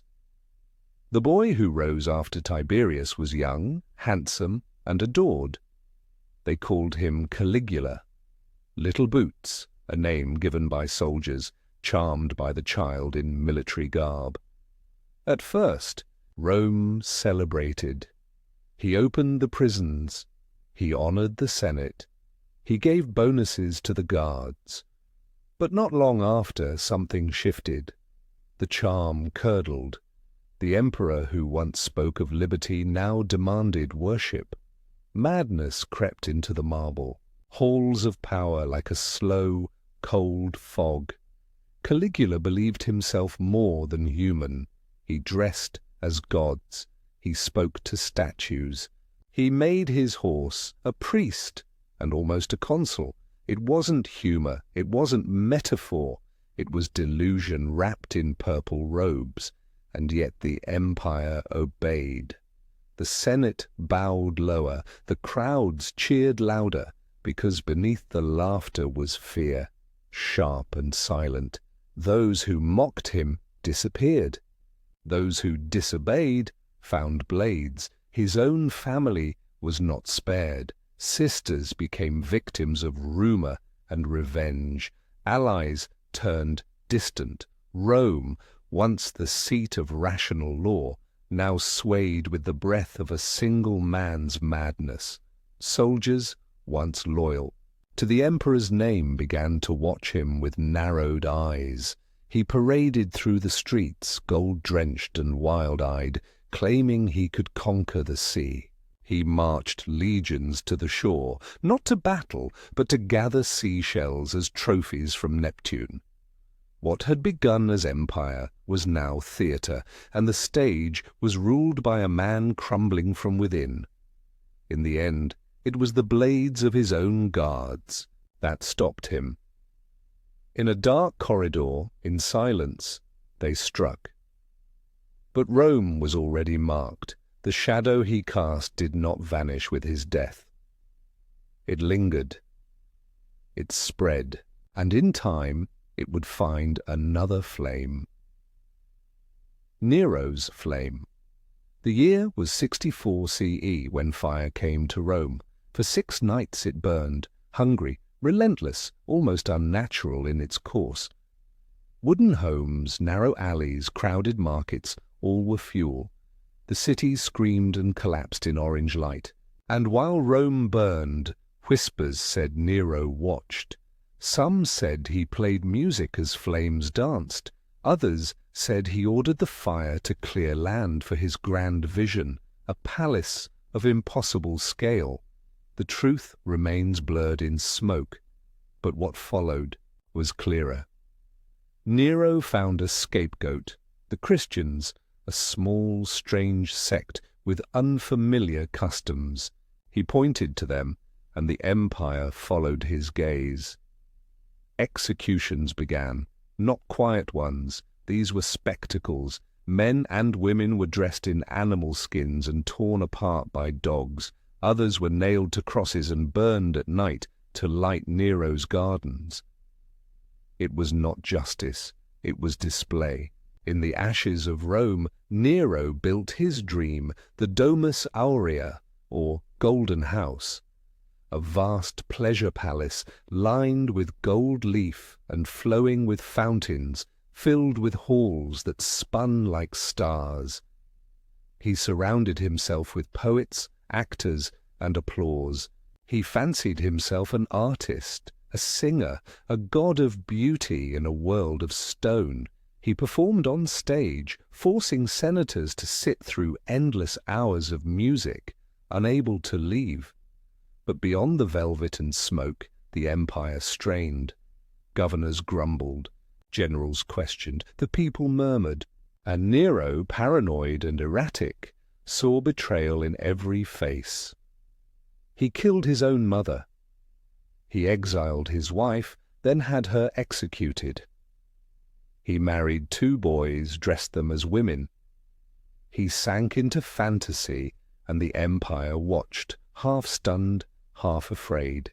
Eventually, the Senate turned. As rebellions grew and Rome slipped from his fingers, Nero fled. Alone, abandoned, he ended his life with borrowed hands, whispering that the world was losing an artist. But Rome had already lost something greater, its reflection, and in its place stood fire. Spectacle over substance. The stage grew larger. After Nero, emperors came and went, each learning the power of performance. The Colosseum, completed under Vespasian and Titus, became the empire's beating heart. Here lions roared, gladiators fought to death, prisoners were paraded, mocked, and sacrificed. Crowds flooded the seats, hundreds of thousands at a time, cheering for blood. It was distraction, grand, brutal, effective. While emperors fed the public with carnage and celebration, the pillars of Rome weakened. Corruption grew quiet and deep. Senators sold favors, governors taxed provinces dry. The elite bathed in luxury while farms fell barren and villages emptied. Rome's treasury strained under vanity projects. Statues, temples, games, gold flowed out faster than it came in. And while the empire still wore its laurels, inside it hollowed. Power shifted from citizens to emperors, from law to whim. Justice bent. Trials became performances. Truth was shaped by power, not evidence. And the emperors themselves became symbols, not leaders. They ruled with image, not substance. Some, like Domitian, demanded to be called Lord and God. Others painted their reigns in triumphs, while enemies closed in. The empire's borders stretched thinner. Armies were paid more, but trained less. Loyalty was bought, not earned. The strength that once marched from the heart of Rome now scattered, confused and brittle, but the people did not rise, not yet, because their eyes were turned elsewhere. To the sand of the arena, to the parades in the forum, to the festivals that never seemed to end. The empire did not fall in one blow. It sagged under spectacle, softened by comfort, and blinded by its own glitter. And still the shows went on. The people watch. Once the Roman people had been a force, sharp, vocal, unafraid. In the days of the Republic, crowds stormed the streets for justice. Senators feared their anger. Tribunes rose from their ranks. But by the height of the empire, the people no longer shouted. They watched, quietly, passively. Bread arrived on schedule. Games dazzled the eye. The emperors, no matter how cruel or strange, were distant gods behind marble and guard. Fear played its part. Informants were everywhere.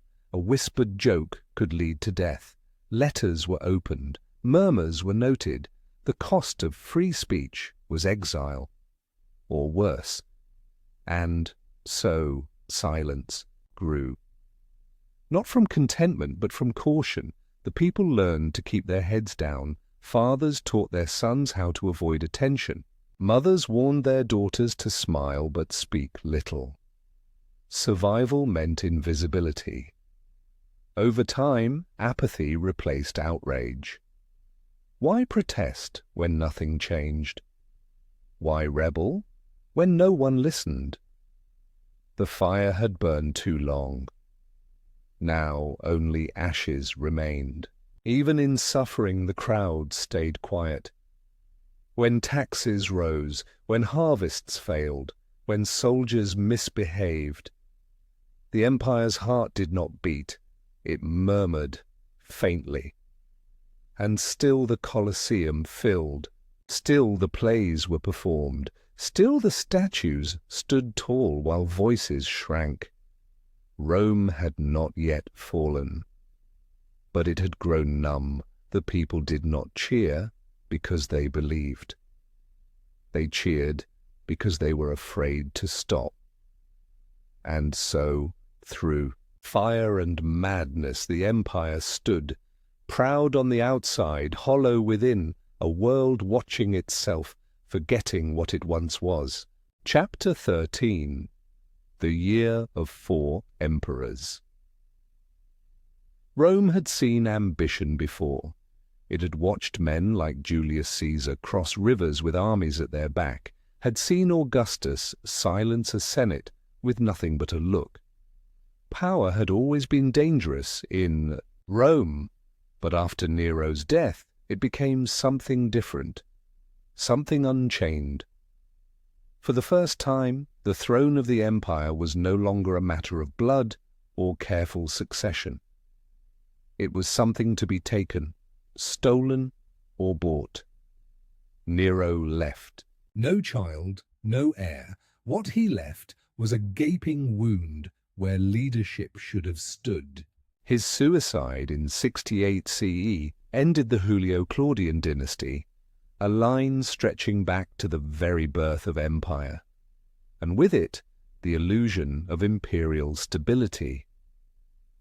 Into the silence stepped Servius Sulpicius Galba, a governor of Spain. Old and rigid, Galba had the backing of the Senate and a few powerful generals. He was hailed as a savior, the man who would restore dignity after years of madness. Yet Galba's rule began not with celebration, but with suspicion. He declined the lavish gifts expected by the Praetorian Guard, that elite corps sworn to protect the emperor. He cancelled payments promised by Nero and punished corrupt officials. His message was clear: the empire would return to discipline. But Rome had changed. It was no longer a place of stern virtue. It was a city that had grown used to indulgence, where the line between ruler and god had blurred under Nero's golden glare. Galba's austere rule was not welcomed, it was endured, and in the wings others watched. Ambitious generals, frustrated, aristocrats, the whispering ranks of soldiers, all understood the truth. The throne was vulnerable. The sword, not the Senate, would decide who wore the purple next. Rome was about to learn that when an empire becomes a marketplace, emperors are just commodities. Galba to Otho Galba's reign lasted 7 months. He came with the dignity of age and the authority of tradition, but he lacked what the empire now demanded: flexibility, charisma, and gold. The first crack came with his choice of successor. Galba adopted Lucius Calpurnius Piso, a man of noble reputation but little popularity. This insulted another waiting in the shadows, Marcus Salvius Otho. Once a close friend and ally of Nero, Otho had expected the title for himself. Otho was clever. He understood Rome's new currency, favor. He courted the Praetorian Guard in secret, promising wealth and gifts Galba had refused. The guards, still bitter over broken promises, listened. On January 15, 69 CE, the Forum awoke to chaos. Soldiers stormed the palace. Galba was dragged into the open, his cries ignored. His head was struck from his shoulders and placed on a pike, paraded through the city. Piso was cut down soon after. Otho was crowned not by birthright, but by betrayal. He addressed the Senate with soft words and promised to restore peace. For a moment it seemed he might, but the empire was no longer held together by words. Far in the north, across the cold waters of the Rhine, another general had been proclaimed emperor by his legions, Aulus Vitellius. Vitellius had no connection to Nero, no polished lineage. What he had was the loyalty of the Rhine legions, seasoned soldiers who had known war and hardship, and who now saw their general as a rightful ruler. They marched on Italy with conviction, believing they were liberators. Otho prepared for war. He met Vitellius's forces near Cremona. The battle was savage, muddy, and close. Thousands fell, Roman against Roman. Otho's army suffered, not from lack of courage, but from lack of time. His position was too fragile. Rather than prolong the bloodshed, Otho made a final decision, not one of desperation, but of sorrow. He chose suicide. On April 16, 69 CE, after a reign of just 3 months, Otho stabbed himself in his tent. He was 37 years old. The city mourned him quietly. He had brought no tyranny, only tragedy. But his death did not slow the empire's spiral. It only cleared the way for the next, Vitellius and the feast. When Vitellius entered Rome, it was not with the stern face of a statesman or the vision of a reformer. It was with the appetite of a glutton and the swagger of a conqueror. He was not a cruel man by nature, but he was a man of indulgence. Banquets replaced councils. Feasts became his stage. Dressed in fine robes and dripping jewels, Vitellius dined publicly, consuming enough to feed villages in a single sitting. Roast boar, flamingo tongues, exotic fish, and endless wine. These were his advisers. He gave rewards to those who flattered him, punished those who questioned his methods, and appointed favorites with little concern for their experience. Underneath the perfume of his court, the empire began to decay. The Senate, once again, bent. It had little choice. The guards still held their daggers and the legions still marched. Yet murmurs grew in the east. In Judea, a soldier named Titus Flavius Vespasianus, known simply as Vespasian, had been quietly building support. A general of humble roots but iron will, Vespasian was leading campaigns against rebellion. He was not polished, but he was proven. Soldiers trusted him. As Rome feasted, the East prepared. Egypt pledged allegiance to Vespasian. Syria followed. Then the Danube legions, vital and powerful, turned their banners in his favor. Vitellius tried to rally, but he was not a general. His own troops lost faith. Rome began to split. By December, Vespasian's forces entered Italy. Vitellius clung to power, but it was slipping through his fingers like spilled wine. On December 20th, 69 CE, after desperate street battles in the capital itself, Vitellius was captured. Dragged through the streets, mocked and beaten, he was killed. On the Gemonian stairs, the same steps where traitors had once been thrown in earlier times.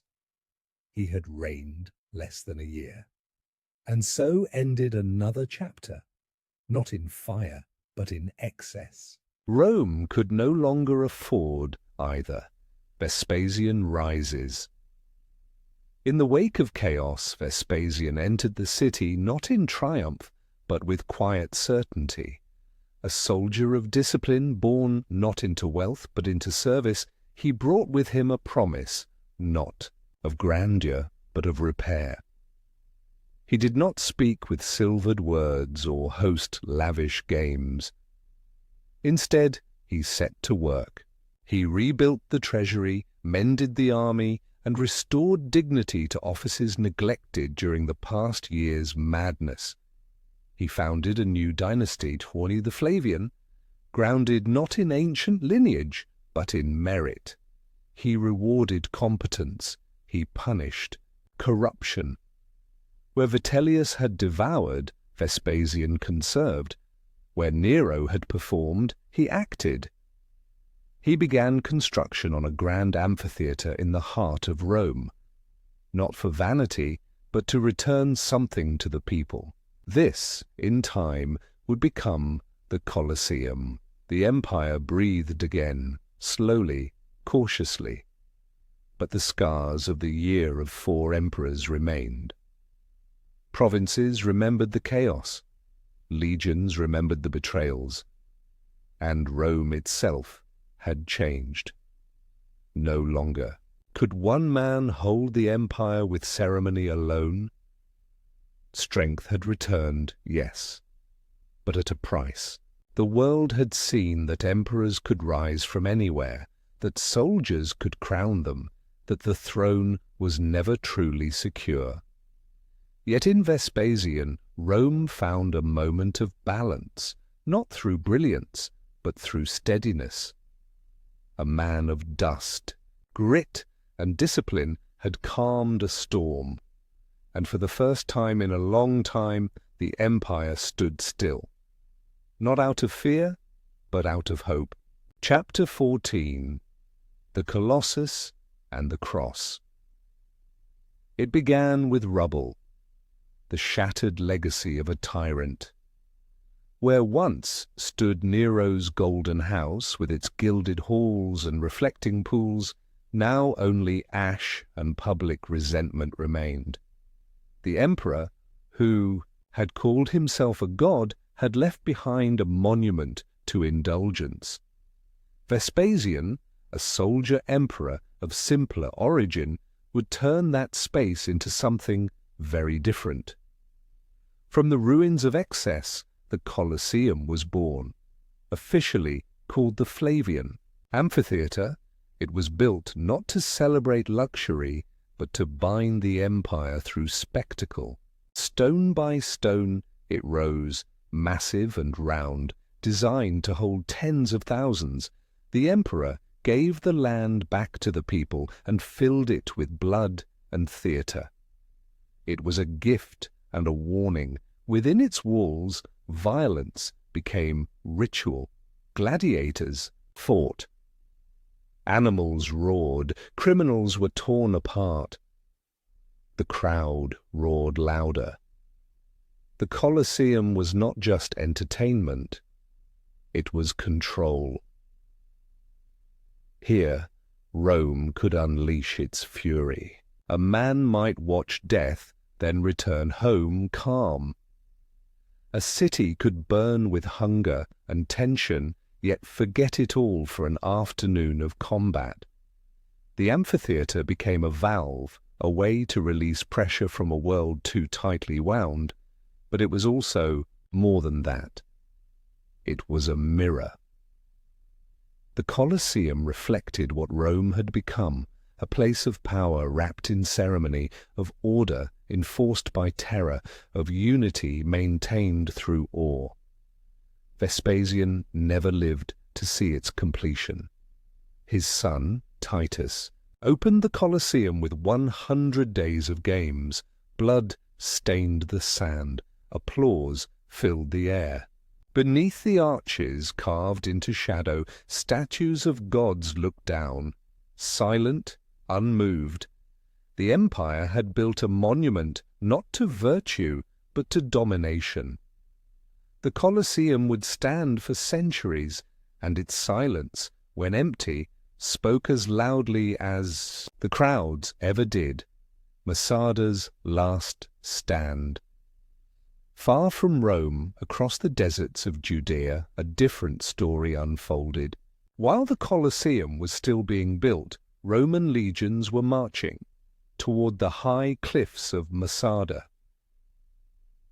Years earlier, a great Jewish revolt had begun. Fueled by religious oppression, taxation, and insult, the people of Judea had risen. For a time they had pushed Rome back. They had taken Jerusalem. But Rome did not forgive easily. Vespasian, before becoming emperor, had led the first counterattacks. His son, Titus, crushed the rebellion. Jerusalem was destroyed. The temple, sacred and central, was burned to the ground. What remained of resistance fled. One final group, the Sicarii, climbed to Masada, a fortress carved into the top of a rocky plateau. There, nearly 1,000 men, women, and children prepared to make their last stand. The Roman 10th Legion came to finish what had been started. For months they built a ramp, a mountain of stone and dirt rising slowly toward the walls. The defenders watched. They knew what was coming. In the spring of 73 CE, the ramp reached the top. The Romans breached the walls, but inside they found silence. Fires smoldered. The dead lay still. Rather than face slavery or execution, the people of Masada had chosen another path. Each man had drawn lots. They killed each other, family by family, until only the final handful remained. Those last few fell on their own swords. Only a few survivors lived to tell the tale. Rome called it a victory. But in the quiet of that mountain top, something else lingered. Not triumph, but tragedy. Not strength, but sorrow. Masada became more than a fortress. It became a symbol of resistance, of defiance, of how far people will go to remain free. And for Rome, it was a shadow it could not quite forget. Christians in the shadows, while soldiers built monuments and rebels died in the sun, something quieter stirred beneath the empire's feet. In catacombs and kitchens, in markets and meeting halls, a new voice was being whispered, not of war, but of peace. Christianity had begun in the far eastern provinces, born from the teachings of a man Rome had crucified. It was not a faith of temples or statues. It offered no incense, no offerings to Jupiter or Mars. Instead, it promised something radical, that the poor were blessed, that the meek would inherit, that love was stronger than death. It spread slowly at first. A rumor, a murmur. Converts gathered in homes, shared bread and wine, spoke of forgiveness and hope. They met at night, in hidden places. To Rome, this was dangerous, not because of violence, but because of silence. These followers refused to honor the emperor as divine. They rejected the old gods. They claimed allegiance to a kingdom not of this world. They were accused of strange things, of cannibalism for eating the body of Christ, of atheism for denying the Roman gods. And yet persecution only deepened their resolve. The more they were hunted, the stronger their faith became. They did not rise in rebellion. They did not build fortresses. Instead, they endured. They were thrown to lions in the same Colosseum that hosted triumphs. They were burned in Nero's gardens. They were mocked and exiled, but their movement grew. Fishermen became preachers, women became leaders, slaves, soldiers, merchants, all found something in the message. Rome, an empire of power, was being quietly pierced by an idea. Not with swords, but with stories, the cross, once a tool of death, was becoming a symbol of life. And though the empire did not yet understand it, something had begun that it could not stop. Fear of the invisible. As Rome expanded outward, conquering lands and building roads, another enemy crept in, one that no sword could strike. It came with the wind, with trade ships, with travelers. It came without warning, and it did not obey the laws of emperors. Plague. There had been outbreaks before, localized, controlled, but now, in the late 1st century and beyond, waves of illness began to move across the empire. Some came from the east, others from Africa. They struck cities first, dense, crowded, perfect for disease. People grew sick and died quickly. Fever, coughing, blackened skin, whole streets emptied, families vanished overnight. Doctors tried, priests prayed, but no god answered clearly. The temples, once filled with offerings, grew quieter. The gods of Rome, strong, visible, sculpted in stone, now seemed distant. People began to turn inward. Superstition spread. Fear clung to the corners of every home, and in that fear the invisible gained power. Christianity, once seen as odd, now seemed different.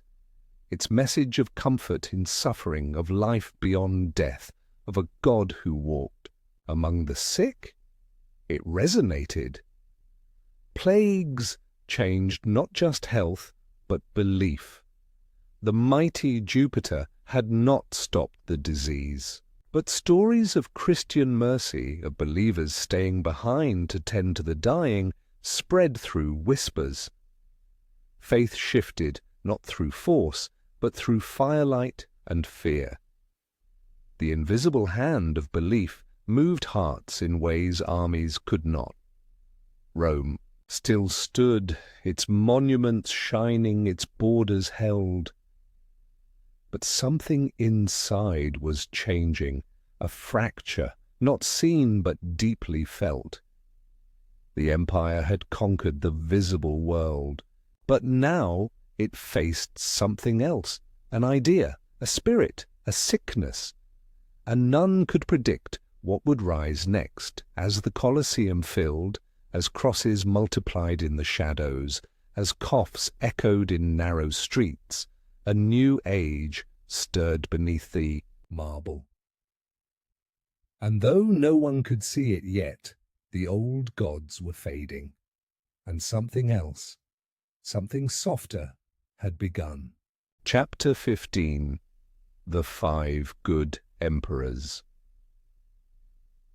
The winds that had shaken Rome began to still. After the chaos of civil war, blood-soaked alleys, and the fragile calm left by Vespasian and his sons, the empire needed something different. Not another conqueror.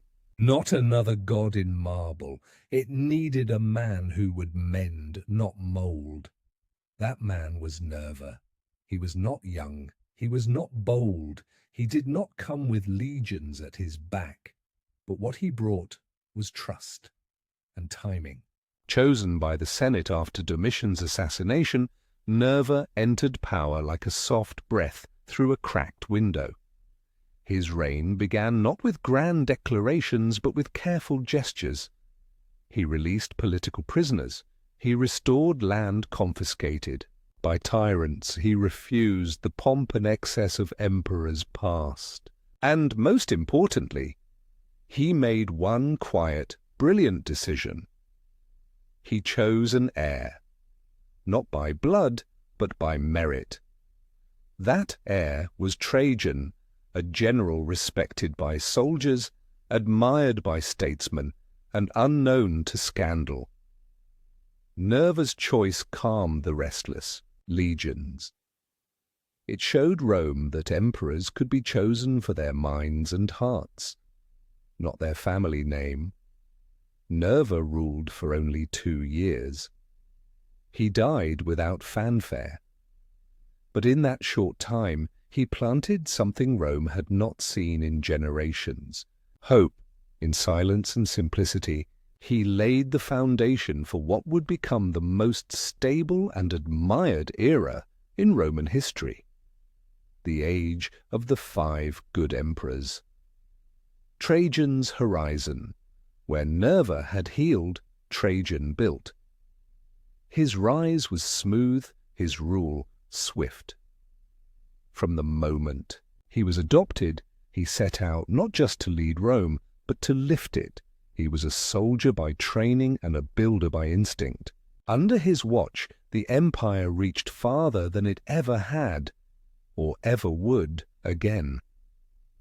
Trajan extended the empire's borders deep into Dacia, present-day Romania, a land rich in gold, guarded by mountains. The campaign was long and bitter, but when it ended, Rome emerged with treasure and triumph. To commemorate his victory, Trajan built a column, tall, spiraled, and carved with scenes of battle. It still stands today, a stone story rising above the ruins of the Forum. But Trajan was more than conquest. He repaired roads, funded harbours, and commissioned aqueducts. He fed the poor with public grain and offered loans to farmers. His public works stretched from the shores of Britain to the deserts of Syria. He was a warrior, yes, but he never ruled through fear. His image was one of quiet strength. He walked among the people, he listened to the Senate, he governed with dignity. When he died in 117 CE, the empire spanned from the Atlantic to the Persian Gulf, from the Sahara to the misty hills of Caledonia. But with so much gained, a question loomed. How much could Rome truly hold? Hadrian's wall, Trajan's adopted heir, was different. Where Trajan had pushed forward, Hadrian pulled back. He was not a conqueror. He was a guardian. His vision of empire was not about expansion, but protection.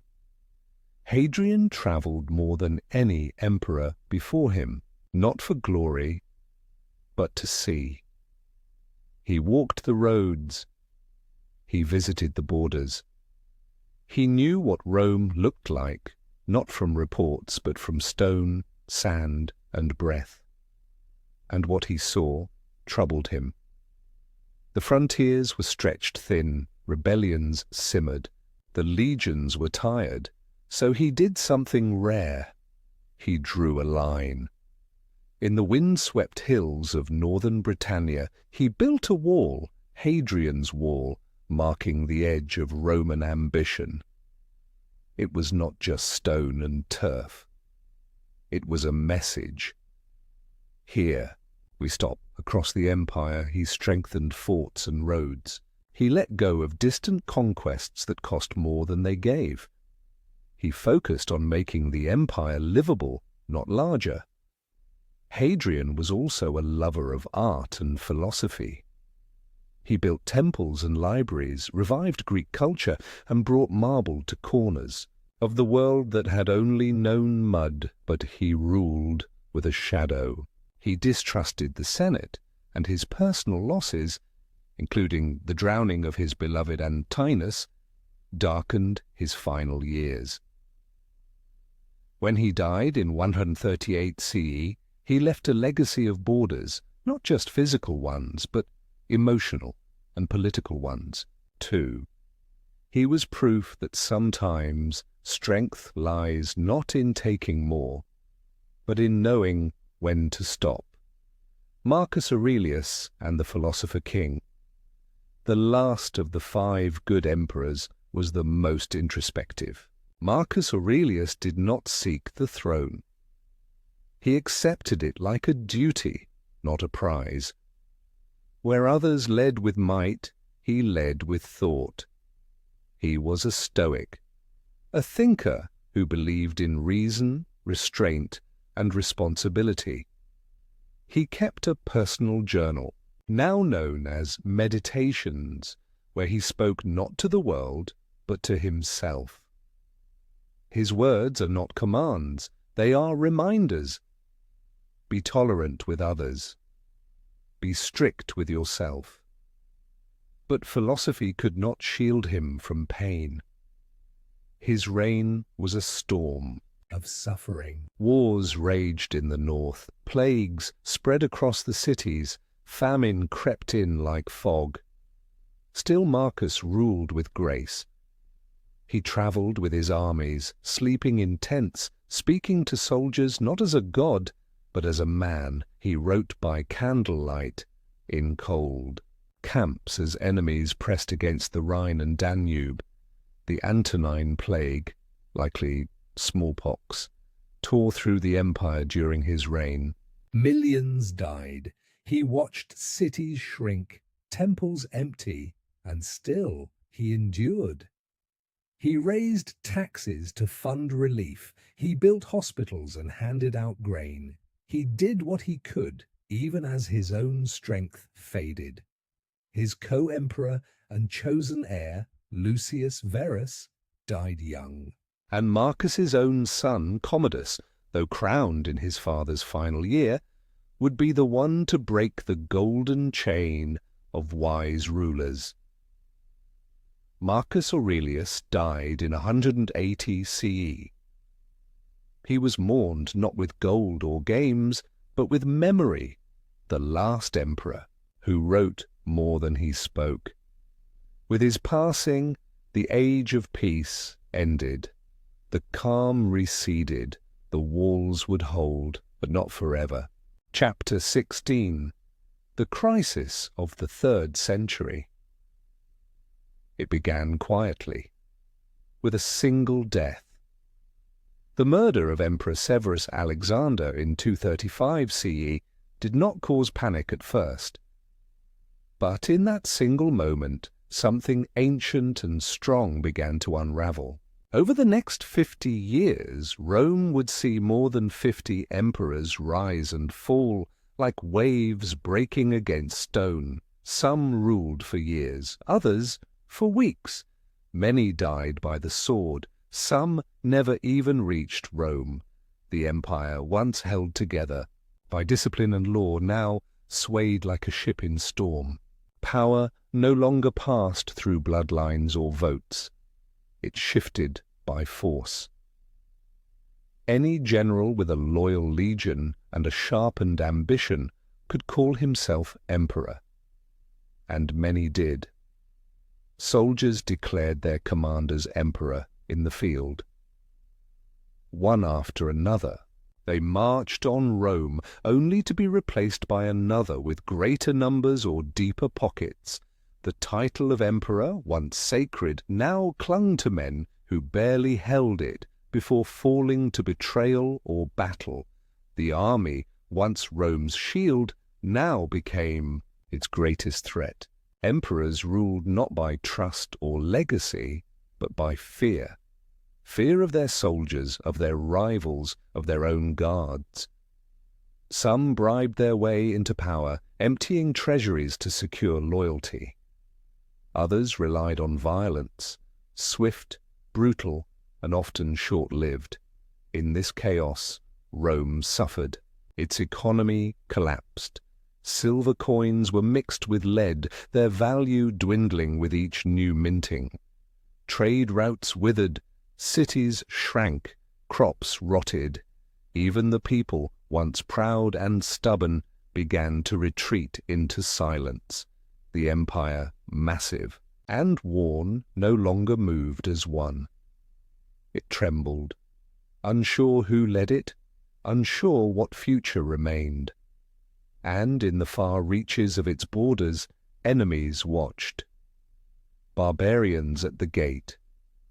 For centuries, Rome had kept the world at bay, with walls, with swords, with diplomacy. Along the Rhine in the west and the Danube in the north, legions stood as guardians of the civilized world. Beyond them, tribes, once scattered and small, began to grow restless. Now, in the shadow of Rome's confusion, they advanced. Germanic tribes crossed rivers once thought uncrossable. The Franks surged into Gaul. The Alemanni marched through forests and descended into Italy itself. Cities burned, villages vanished. The roads, once Rome's proud veins, carried only fear. In the east, the threat was different and more organized. The Sassanid Empire had risen in Persia. Under King Shapur the Fang, they launched devastating campaigns into Roman lands. Cities were taken, soldiers were slaughtered, even an emperor, Valerian Wasm, was captured in battle and held in chains. Rome had never seen such humiliation. Its leaders, once gods in marble, were now paraded like trophies in foreign courts as invasions swept in from every side. The empire no longer felt eternal. Walls once built to mark glory now marked survival. People fled to fortified towns, fields were abandoned, great cities began to shrink into frightened islands amid wild, uncontrolled lands. Even the sea was no longer safe. Pirates plundered the coasts, merchants disappeared, hunger replaced wealth, fear replaced pride. Rome still existed, but as something smaller, something hunted. And with so many emperors fighting each other for control, the frontiers crumbled. Each new attack revealed how fragile the empire had become. The world had changed, and Rome, stretched thin and spiraling, could no longer keep it out. The splitting of Rome. When a body breaks, the first instinct is to protect what can be saved. And so, in the depths of the 3rd century crisis, The Roman Empire began to divide, not out of plan but out of panic. In the West, a new entity emerged, the Gallic Empire. Made up of Gaul, Britannia, and parts of Hispania, it was ruled by generals who claimed they would defend what Rome had abandoned. Their loyalty to the empire was symbolic, but in action they stood alone. In the east, the city of Palmyra, wealthy and proud, stepped forward. Under Queen Zenobia, it became a beacon of resistance. She ruled with intelligence and courage, declaring her son emperor and taking command of vast eastern lands from Syria to Egypt. Rome, in the center, weakened by invasions and internal collapse, struggled to reclaim control. Communication broke. Armies fought each other as often as they fought invaders.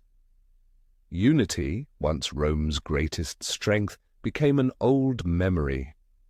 Each region now looked inward.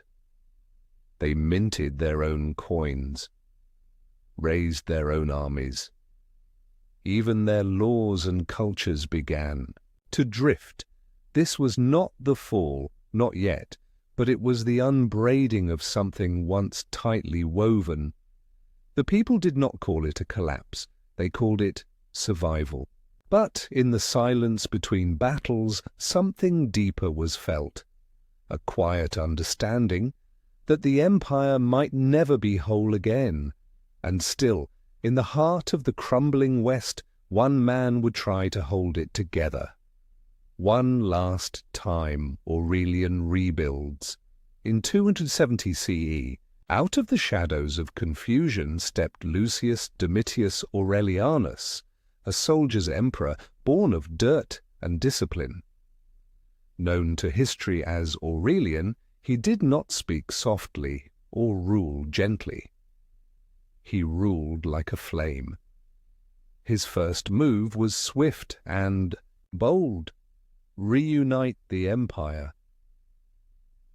He marched against the Gallic Empire in the west and brought it back under Roman control. He turned east and defeated Queen Zenobia's forces, capturing her and reclaiming Palmyra. He did not hesitate. He did not compromise. Where others debated, he acted.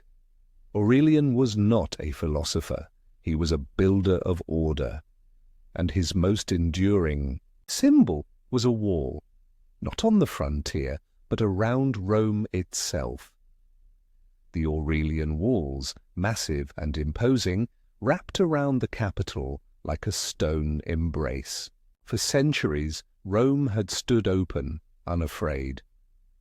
But Aurelian knew the world had changed. These walls were not for pride. They were for survival. Inside the walls he reformed currency. He stabilized the grain supply. He restored the authority of the emperor. For a brief moment it worked. The empire, though battered, stood tall once more, but strength comes with cost. Aurelian ruled with iron. He crushed dissent. He tolerated no rivals, and in the end it was his own men, fearful of his power, who killed him. He reigned for only 5 years, but in that time he saved the empire from falling completely. After his death, Rome entered yet another stretch of uncertainty. The crisis was not over. But Aurelian had shown what was possible, that even in chaos, strength could rise. His name did not echo like Augustus. But for those who lived through fire and fear, Aurelian was a light in the smoke, and, long after, the crisis passed, the walls he built still stood, silent guardians of a city that had almost forgotten how to breathe. Chapter 17. The Fall of the West. In the long twilight of the empire, a flame burned differently. Not with swords or marble, but with a sign, a vision in the sky, above a battlefield, etched into the heart of one man who would change everything. Constantine, son of a general, heir to a broken system, marched into history not as a conqueror alone, but as a bridge between old and new, gods and crosses, Rome and what would follow. In 312 CE, on the eve of battle at the Milvian Bridge, Constantine is said to have looked to the heavens and seen something strange. A symbol, the Chi, a cross entwined with Greek letters, shimmering in light, and words, faint and divine. In this sign, conquer. He ordered his soldiers to paint the sign on their shields. The next day, he won. The gates of Rome opened. The future changed. In time, Constantine would do what no emperor before him dared. He embraced Christianity, not just in secret, not in whisper, but as statecraft. In 313 CE, the Edict of Milan granted Christians the right to worship. Temples to the Roman gods still stood, but beside them, churches began to rise. He called councils, he shaped doctrine. He founded a new city, Constantinople, at the crossroads of Europe and Asia, a Christian Rome for a changing world.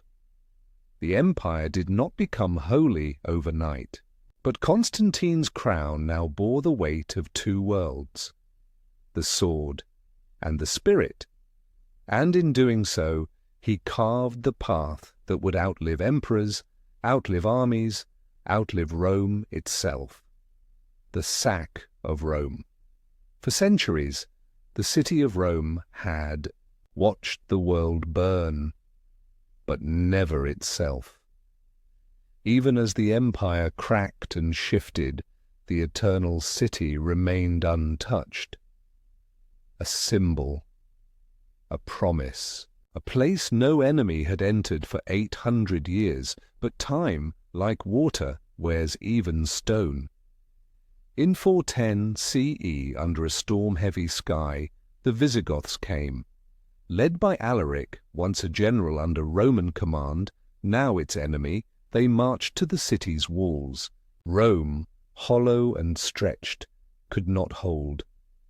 The gates opened, not in triumph, but in surrender. For 3 days, Rome was pillaged. Gold, statues, sacred vessels taken. Homes were burned, temples looted, people fled or wept in silence. This was not the fiery end of a single blow. It was slower, sadder, a knife beneath the ribs. In 455 the Vandals came next, sailing from North Africa, entering without resistance. Again the city was emptied. The treasures of generations packed into ships vanished into the sea. No rescue came, no vengeance followed. The empire was still there, in name. Emperors still sat. In palaces, issued coins, sent letters. But the reality was clear. Rome was no longer the center. It was a shell, a place that remembered its glory but could not protect it. Even the Senate, once fierce, now whispered in corners, powerless to stop what everyone knew. The world had turned, and Rome, once the master of all things, now could not master its own doors. The last emperor, in the year 476 CE, a child wore the purple robe. His name was Romulus Augustulus, Little Augustus. The name itself was a shadow of two legends, Romulus, the city's mythical founder, and Augustus, its first emperor. He was not chosen by destiny, or the Senate, or the gods.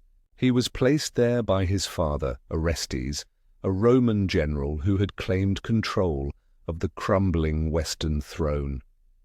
Romulus ruled in name only. His court was thin, his reach shorter still. In truth, the empire he governed was already a ghost. Then came Odoacer, a Germanic general in the Roman army. He marched to Ravenna, where the boy emperor resided. Orestes was killed. Romulus was spared. Too young, too small to hate. Odoacer did not kill the empire. He simply acknowledged what was already true. It no longer existed. He sent the imperial regalia, the robes, the diadem, the scepter, to Constantinople. a symbolic return. One emperor was enough, he said, and in the East that emperor, Zeno, ruled from a different Rome far away. Romulus Augustulus vanished into history. Some say he was sent to live in comfort, others that he faded into obscurity. No battles marked his end. No monuments rose in his name. He was the last flicker of a dying light, not with fire, but with silence, and with him the Western Roman Empire was no more. What remained, Rome fell. Not with a roar, but with a sigh. And yet something lingered. The roads did not vanish, the aqueducts still flowed, the Latin language echoed in courts and churches, the dream of the idea of Rome endured. In the East, the empire continued as Byzantium, richer, smaller, sharper. Constantinople would survive for 1,000 more years, its mosaics and minarets rising above marble streets. The Christian Church, once a whisper in catacombs, became the soul of Europe. Bishops wore robes like senators, cathedrals rose, where temples once stood. The cross became the new standard. In the West, kings ruled where governors had. Castles stood where villas once lay. Yet in their laws, in their coins, in their dreams, they looked back to Rome. Charlemagne would be crowned Emperor of the Romans. Renaissance scholars would pore over Latin scrolls. Even today, the Roman calendar marks our days. Our words, Senate, Forum, Empire, are echoes. Rome as a state died. But Rome as a story became immortal. Not all empires vanish. Some transform, and in the quiet corners of modern cities, beneath pavement, under stone, in dust and bones, the heartbeat of Rome still whispers, not as a warning, not as a legend, but as a reminder that even the mightiest of things are still human, still fragile, still remembered.